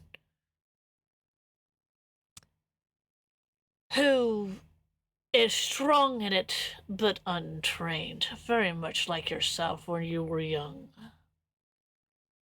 I need you to find this particular individual and bring them before me. will be done. I will give you a ship and a droid for you to accomplish this task. You must keep me updated on your progress, for you know what will happen when you fail. She nods. Very well, my hand. Go.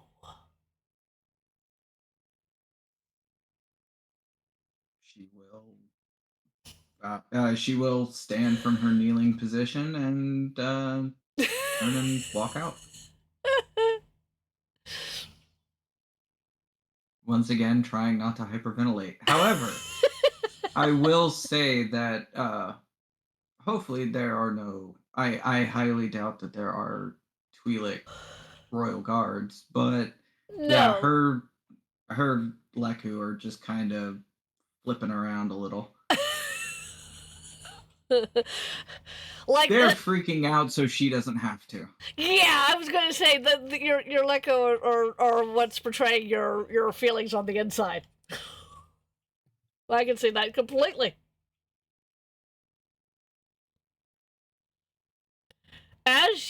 When you pass the door again, I mean, this is a very short audience with the Emperor. I mean, not too many people escape unscathed with a meeting with the Emperor. Something always ends up happening. Yeah. You're counting your lucky stars, and the only thing that you feel is a rising panic attack. So you're doing good. Yeah. When you leave, Yes. when the door closes, you should come to the realization that all he told you was that he was looking for a new apprentice, and that they're strong in the Force, and that's all the information you got from him. Yeah. However, she has in her head a vision of someone else that is what she thinks almost as gifted as she is. Yep. And yeah, it's not much to go on, but no, it's something. It is something. It's basically she's going to end up basically meditating and trying to clear up what the vision was. Okay. Because she does have something to work with. She just needs to focus on it. Exactly. Yes, she does. So, Mistral, you are walking out, and among the Imperial guards, well, you can't see what's under the masks of the Imperial guards. You don't even know if they're human, if they are what you are. You don't know. Well, because she can guess that they're not what she is due to their helmets. Yeah. But there's other people in this area, in this facility, other than the Imperial guards. There are Imperial, Imperial people like all over the place. Like generals and captains and majors and that sort of things. Moths and stuff like that. Moths and stuff like that. You also see people that, for the lack of a better term, they look like they're civilians, but they're not. They're not a part of the military. That's what I'm trying to say. But they're servants. That's what they are. You also see several of these people, some of them are running around with their heads cut off.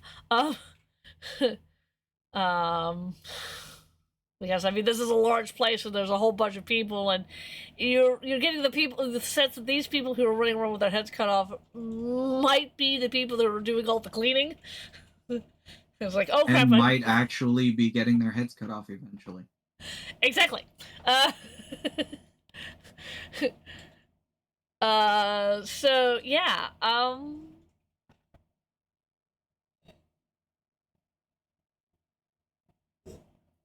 Yeah, she's gonna go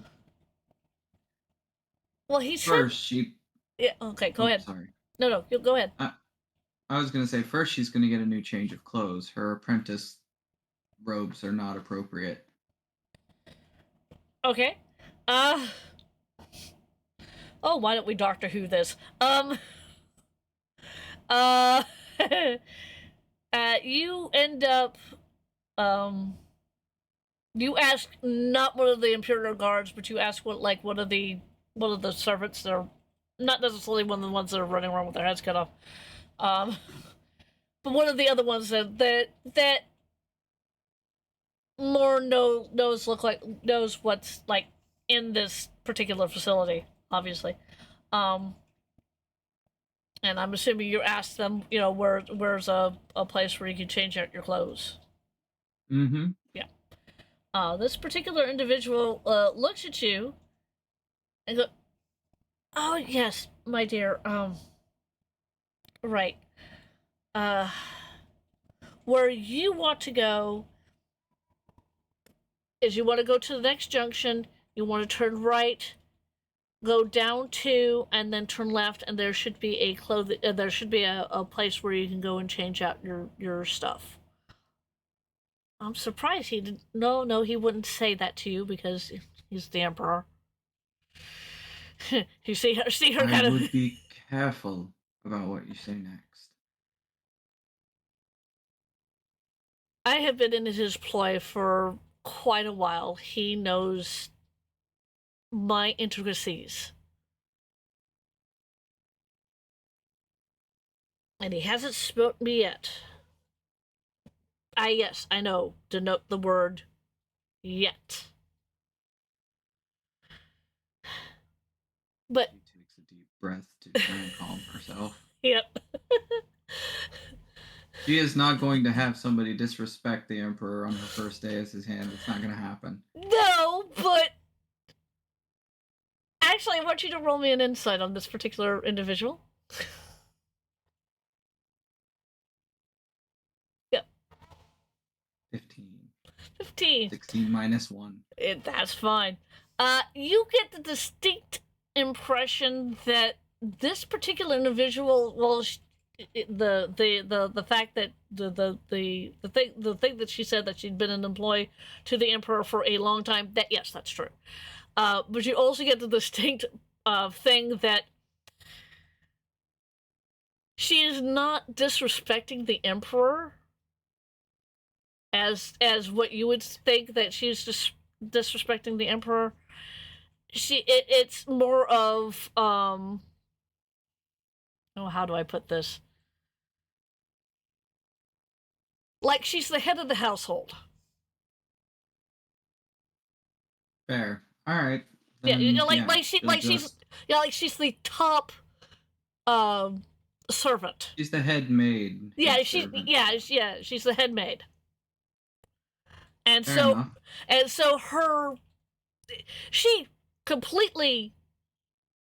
She's subservient to the Emperor, so if the Emperor ever calls her in there, she is definitely yes sir, no sir, the whole 9 yards. She respects him. But when she's not in his chamber, she's the one who delivers the orders to everybody else. Fair enough. So technically she's the Girl Friday in this particular space, if that makes sense. Yeah, for now. Yeah. No, she can stay the head maid. Yeah. Mistral has no interest. That's what, yeah. Yeah, okay. So I'm assuming you're going to go to where she directed you? Yep. Okay. Where have you been led to is a for the lack of a better term, it's a humongous clothes store. I mean, there's all sorts of outfits in here. There's there anywhere from royal outfits all the way down to what the servants are wearing. To what the lower servants are wearing. Let me rephrase that. So it's anything you can imagine in here. And there's nobody in this particular area. So, what do you do?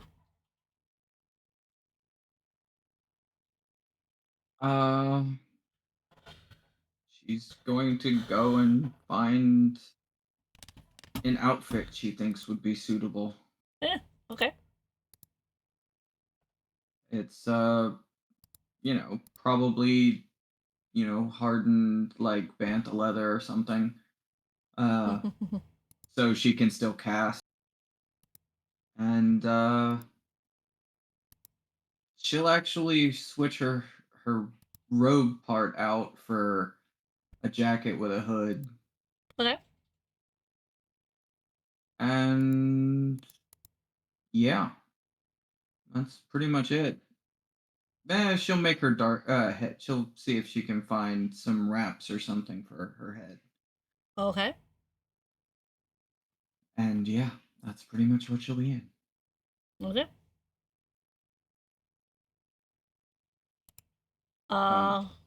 Anything and else? Then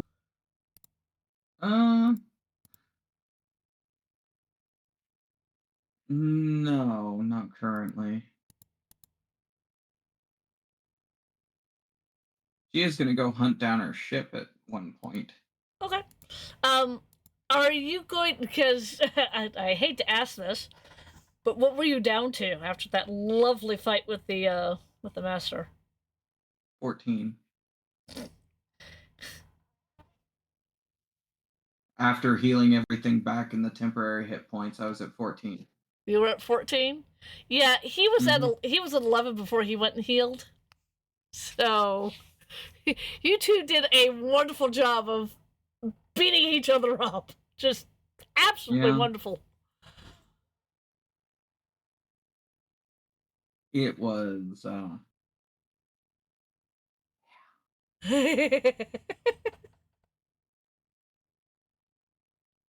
she could do something he couldn't, and that was his downfall. Yes.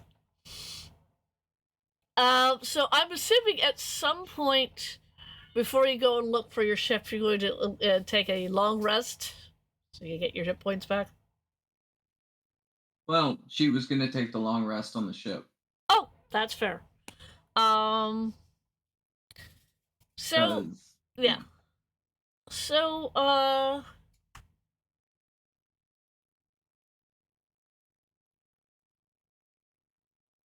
who do you ask to see if you can find your ship? Because again, he didn't tell you. Like he's going to tell you. Nope.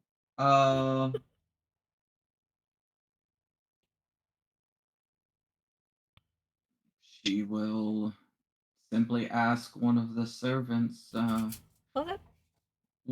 Well, no, she knows where the hangar is. She'll just go to the hangar. Okay. She just came in. Yeah, you just came in. That's right. So you go. So you go to the hangar. Yeah, you go to the hangar. Do you ask any of the people who are in charge of the hangar where your ship is? She'll ask. Okay. Where is the ship for the Emperor's hand? The very gruff Imperial looks at you and goes, "Oh yes, you're the new Imperial's hand that he made today. That's right, he did order you a ship. It's over there in Docking Bay 42. She nods. Thank you. You're welcome. And congratulations. She just nods. I mean, you're a Sith. You don't take these platitudes. Yeah, pleasantries make her sick, so she just nods like, okay. Now let me go off and throw up in my mouth a little bit. Yeah, pretty much.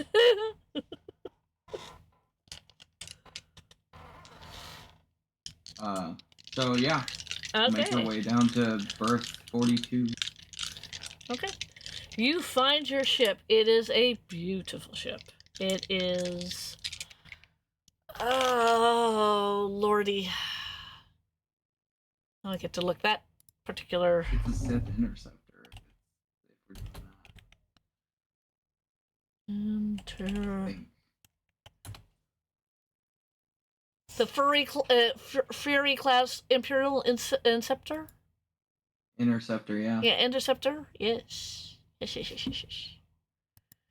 Ironically enough, it's the same ship Kylo Ren flies, and Darth Maul. Mm-hmm. No, just Darth Maul. Okay. The technical specifications of this lovely ship, for people who are still in my lovely chat, the length is 100 meters. The width is 88 meters. The height/depth is 33 meters. The armament, it has 4 precision laser cannons and missiles. And you can carry up to 15 passengers. Yep. He basically gave her a mobile home. Yes. Oh, yes. Because I don't think she's ever going to leave this ship ever again. And not by her own choice either. I mean, other than getting off and doing missions, I don't think she's ever leaving this ship again. She probably isn't. The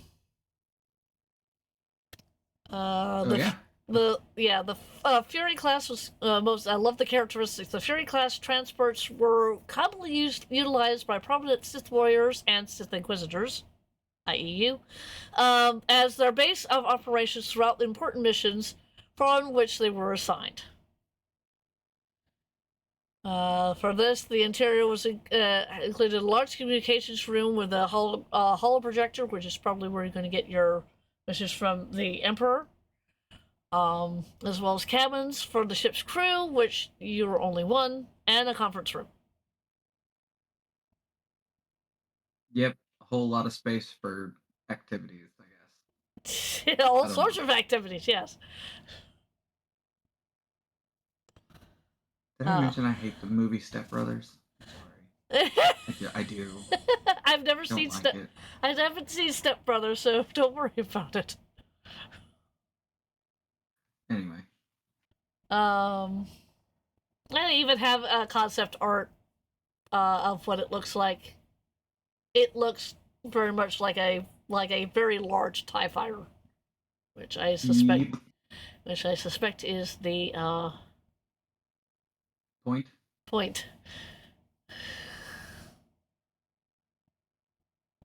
So you get on. You ask for permission to leave, and then she is going to leave the area, and then during the transit, she'll rest and meditate and all that. Where are you going? For now, she's going, since she really has like free reign to go wherever, technically. She's gonna go to Droman Koss first. She has 2 people she needs to say hi to. I think I know who you're talking about. Yeah. All right. So you. And then she'll go wherever the vision takes her.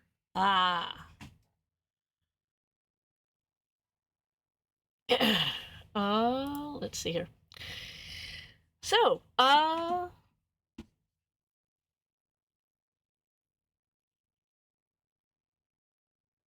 she'll actually land in their landing pad. Okay. Give them a little heart attack. Why not? Oh yeah. You land in their landing thing. I'm assuming you didn't warn them that you were coming. She let she let Orbital know, Yeah, but no, she didn't. Okay. So you land. The ramp comes down. And you walk out, and there you see, coming out of their house, your parents.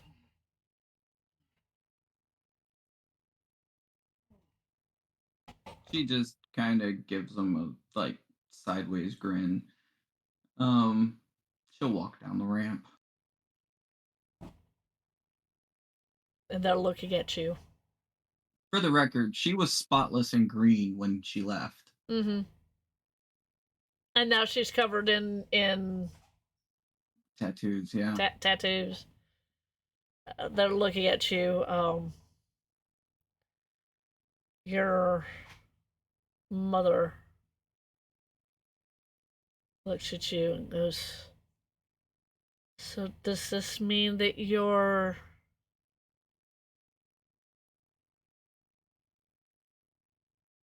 Time.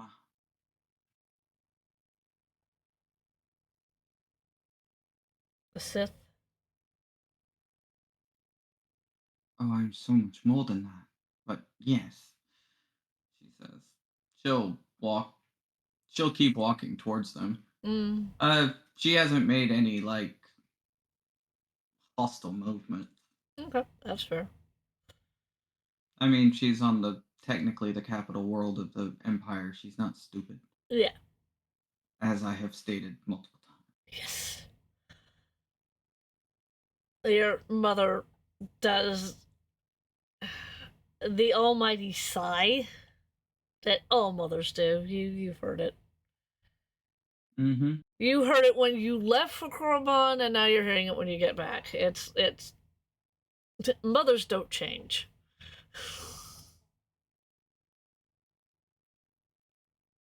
Your father, however, takes a look at you, and you see fear in his eyes.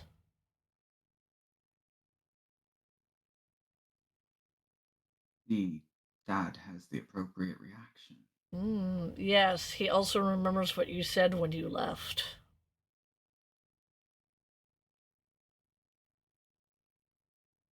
Refresh Mistral, because she probably doesn't remember.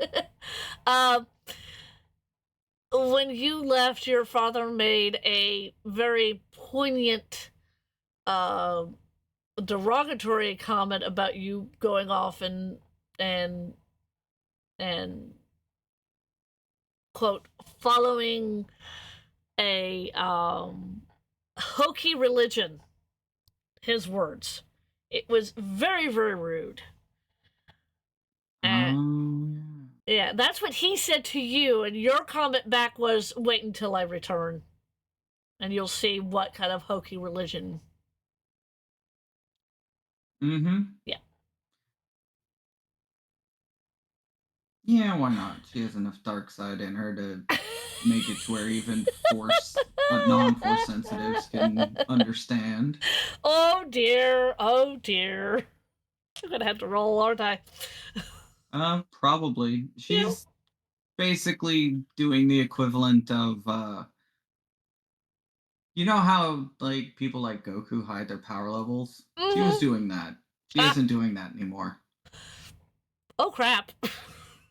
Every Sith on the planet can feel her. Oh. Okay. Yeah. Yeah. His eyes get as big as saucers. Your mother didn't say anything that made you particularly upset, other than you felt her disappointment when you left, but she wasn't going to, Oh no, it's directed. And her mom probably doesn't sense anything. No. Her father. Yes. And I just rolled that, and that was a 9. So her dark side DC is 16. Yeah. Oh yeah. He did not make that by any stretch of the imagination. um. So, as I said, his eyes get as big as saucers.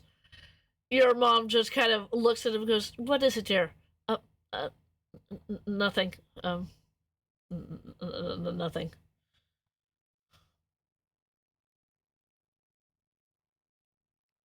Well, all right, dear. I mean, you're not even going to Miss Straw just smiles. you're not even going to welcome your daughter home. Oh, yeah. He stammers for about a good 30 seconds, looking She'll everywhere. conceal herself again. Huh? She'll conceal herself again so that he can think straight. Yeah. He looks everywhere, but in your eyes, like kind of. You've seen that when you've been scared, you look everywhere except the place that you want to look, where you should look. That's kind of what he's doing. Um, he goes, "I'm glad that you're home, my daughter." Um,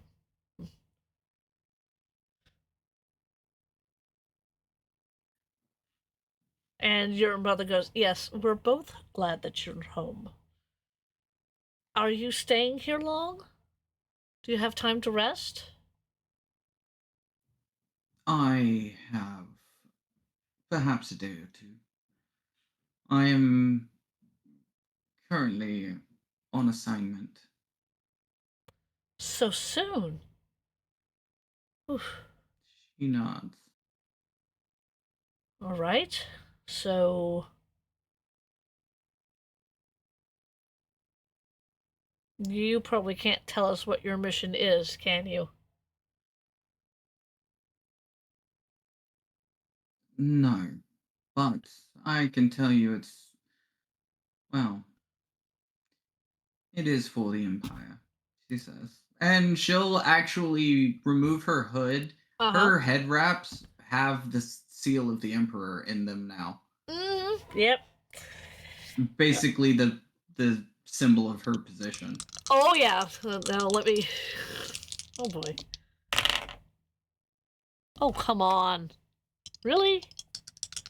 They're not that Her stupid. parents can't keep it together. No, that was not what I was rolling for. Technically, I was rolling a history because they should recognize that symbol. And my first two rolls was a 1 and a 4. And I'm going, they're not that stupid. No, and they've lived in the Empire their entire life. Exactly. I got better rolls this time.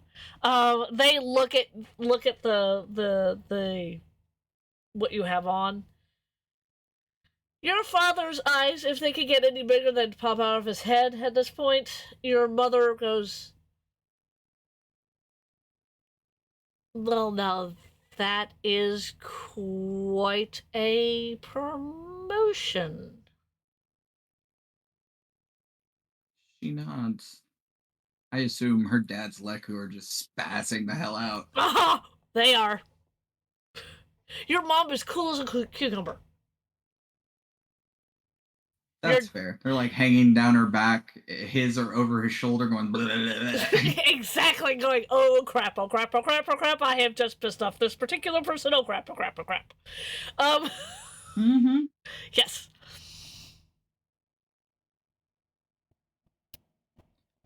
It was a rather recent appointment. Well, I suppose.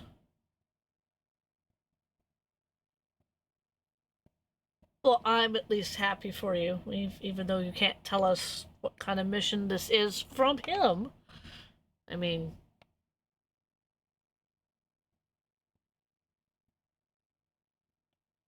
Of course not. It's not for us to doubt the Empire. well, I wouldn't doubt him anyway.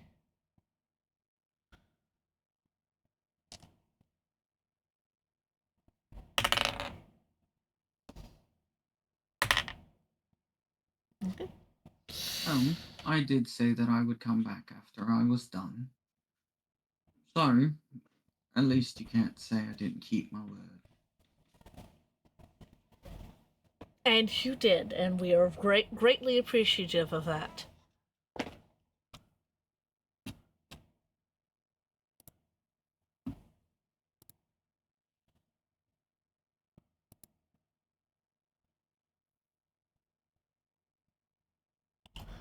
Uh,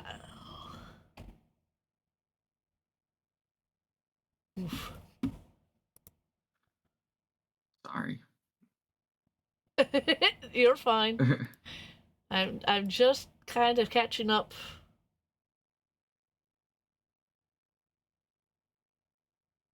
What was being said in my chat.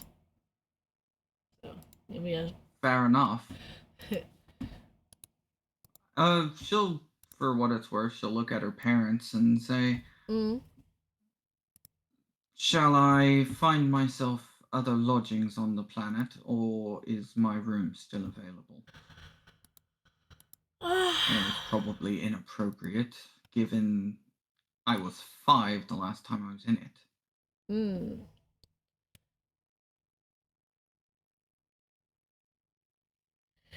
Your mother looks at you and goes, "No, you could take take your old room. I mean, we haven't exactly done anything else with it."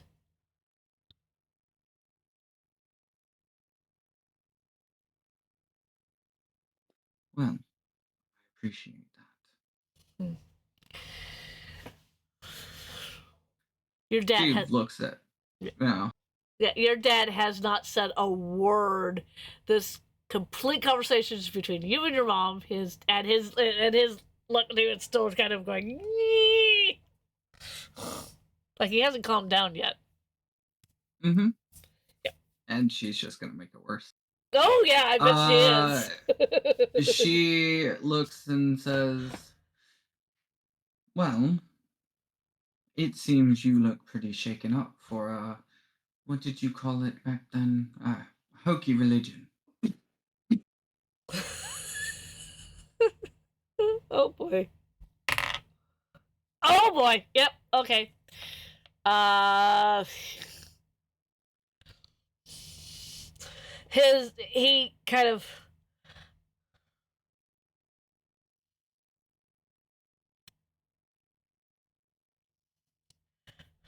Um.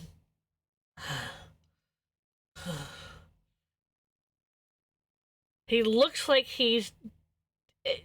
You remember the panic attack that you had, like right after you met the Emperor, or the attempted panic attack? Mm-hmm. Yeah, it looks like he has gone full panic attack and he's trying to calm himself down. She just waves her hand in front of his face and says, "Calm down." You just use calm emotions. She, coarse mind. She's forcing him to calm down. She's not letting it go easy. Oh, okay, that's fair. He lets out a breath. He lets out, you know.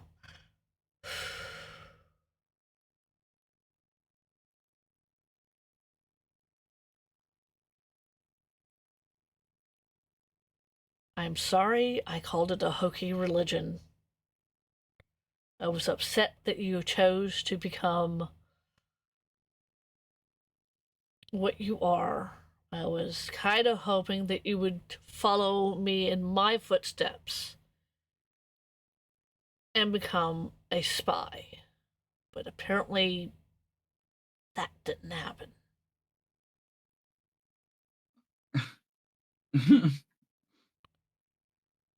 Why would I want to do that? It's another way to serve the Empire. Seems like a waste of talent to me.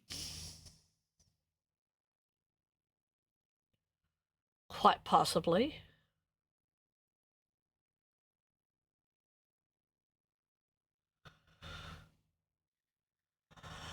Luckily, I didn't go that path.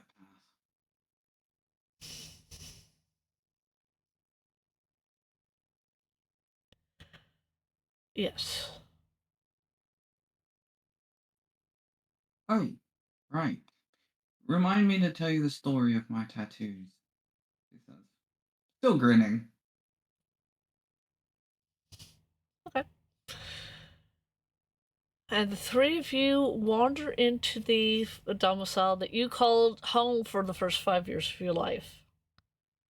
It still smells the same. It feels like home. But you know that that's fleeting.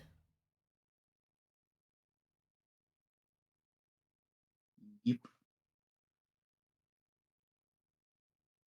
And after you've had a relatively good conversation with both your parents that first night, as you said, you're staying for what, a couple of days? Yeah. Yeah. Until she's gonna spend those days, figuring out the vision thing. Figuring out the lovely vision that you were given. And studying the holocron, actually. Mm. Yeah, this is a very curious holocron. It's Sith. It's Sith made. And it's ancient. It comes from way back, like when the Sith first emerged. So I mean, you're in a very old and powerful artifact. Um,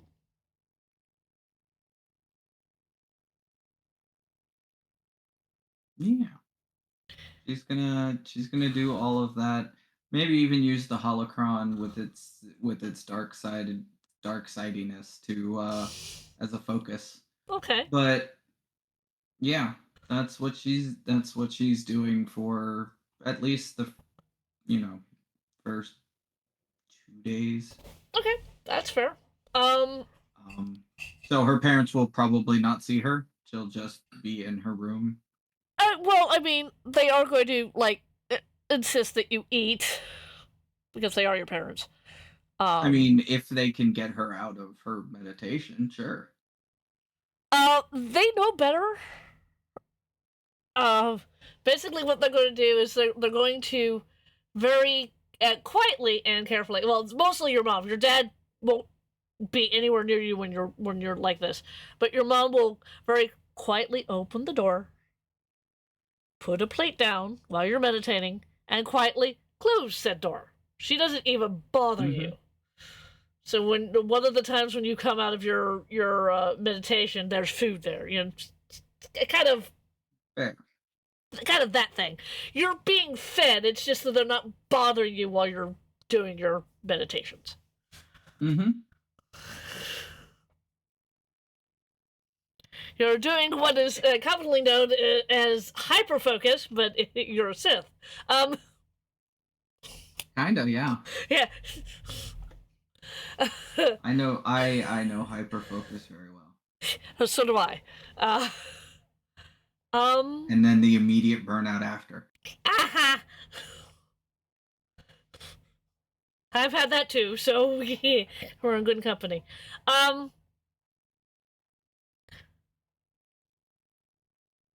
As you are meditating on this ancient Sith artifact, you get another vision of these people. You don't see all of them. You don't even see the one that was exuding all that unfocused force power. You don't see that one. Not in the meditations that you're getting. You hone in on a different person of this menagerie. For what you could tell, in this menagerie, other than the one that has the immense force power, which no, I'm not going to tell you what that. Other than they're short, I'm not going to tell you anything else about that. You get the distinct feeling that there is another Twi'lek, a human, or actually, 2 humans in this group.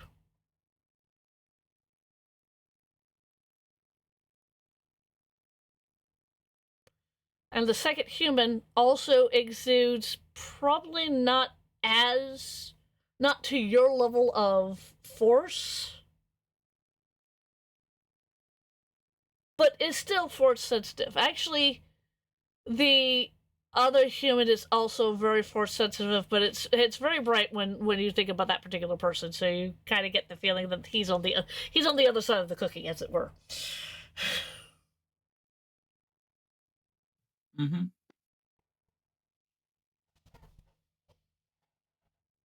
So that's the kind of the feeling that you're getting as you're focusing on this very ancient device.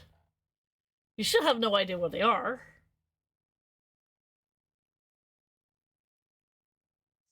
Fair. And Well, and you do not know the identity of the one that exudes that untapped force. yeah. Like I said, she may not know the face, but she knows the feeling. Yes, yes, she does. So that's what she's going to focus on more. Okay, Um, that is very fair.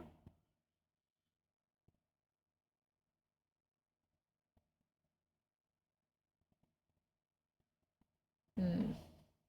um, but yeah, that's what she's gonna do. She's gonna Mm-hmm. focus on that Okay. Okay. because that's really her only lead, and until she can get at least a direction, this is what she's got. That's fair. Well, knowing the races of the other people in this particular group helps you at least a little. I mean, there's not too many. At least in this particular group, there's or at least in this particular makeup, that you're the having two humans and another Twi'lek. That's kind of unusual.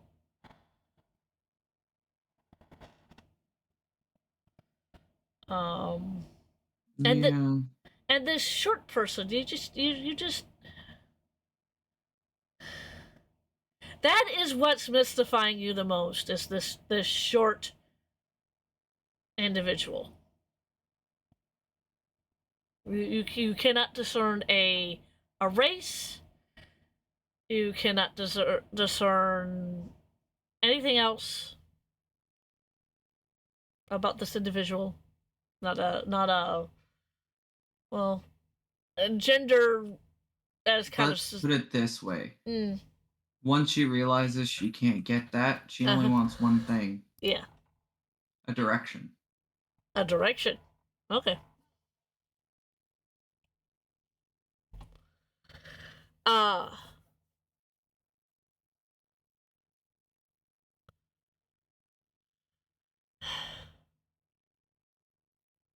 so you're focusing, you're meditating, and you do indeed get a direction. I will go to my lovely map as soon as I find it. That lovely map that we love to use. Yep. Let's see. I'm trying to remember. Here's my problem. I cannot remember the first time that in the other game where you first met that particular individual. I don't remember the planet. Tatooine. Was it? Yeah, Okay. that's where they all met her. Ah, okay, that's fair. She was a bounty hunter for No, no, no, no, no, the no, no, Hutts. no, no, no, not your other character, Oh. the Emperor's Hand. Ah. Yeah, I can't remember what planet you guys were on when that happened.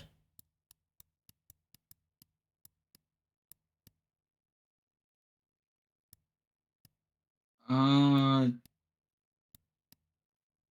it was where she got the Rakul virus. So Terrace. Terrace? Okay. That was where Mistral got infected. Ah, that.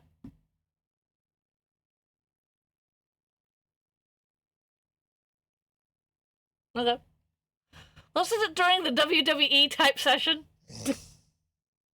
I think so. Yeah, okay. Uh, so yeah, you, as your,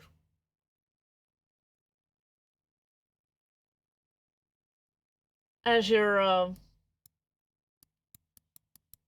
is Terrace?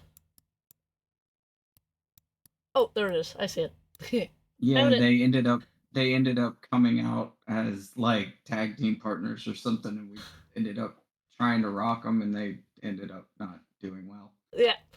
Um, so you get the direction of where this group might be on a planet called Terrace.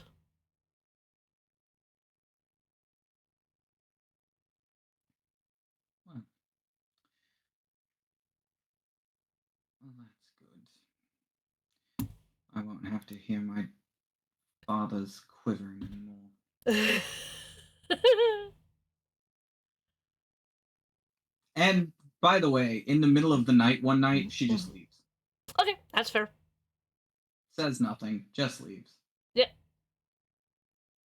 Actually, she does. She'll leave a note for her mom saying thank you. Okay. And All right. yeah. You hop into your ship. The droid greets you with a halfway decent greeting. I mean, it's a droid. Yeah, she's throwing her stuff on the couch in the meeting room and just says, "Start spinning her up. We're going to Terrace." Oh, right away, mistress, right away. And you hear the engines starting up. And yeah, she'll pop into the other seat eventually and start flicking switches. Mm-hmm. And you are going to start the process of going to Terrace. Emperor's Hand, Mistral. Yep. Oh. And that, my wonderful, beautiful watchers, is where we'll end this particular episode of the What If Star Wars with Mistral becoming Emperor's Hand.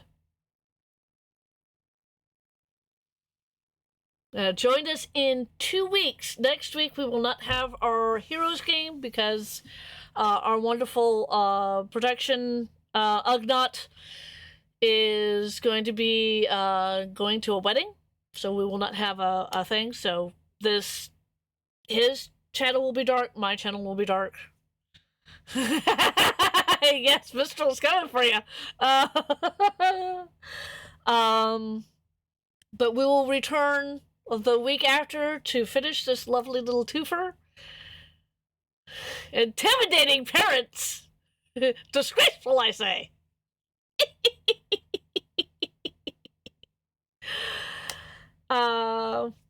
So, my wonderful friend, would you mind? Oh yeah, sure. Hi. I'm Katie Wynn. I played Mistral, who I also play in the other Star Wars game, but he's actually with the others on the other side of this. You think? Well, ish. Ish. Yeah. She's already taken the beating that she's about to dish out. Yeah. Yeah. Bye. And go ahead, Trish. And I have been your wonderful Supreme Chancellor. Yeah, Mirror Universe Tale. Thank you. Trisha Welsh.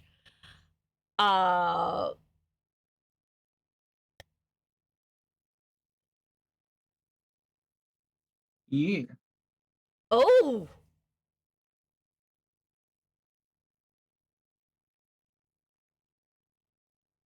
Yeah. we will definitely have to talk about that this coming up week. Okie dokie. Any rate, so I love you all very, very much. And as Rags would Yeah. say, hugs for the hug inclined. And goodbye. Bye. And goodbye, my little kobolds. Hey.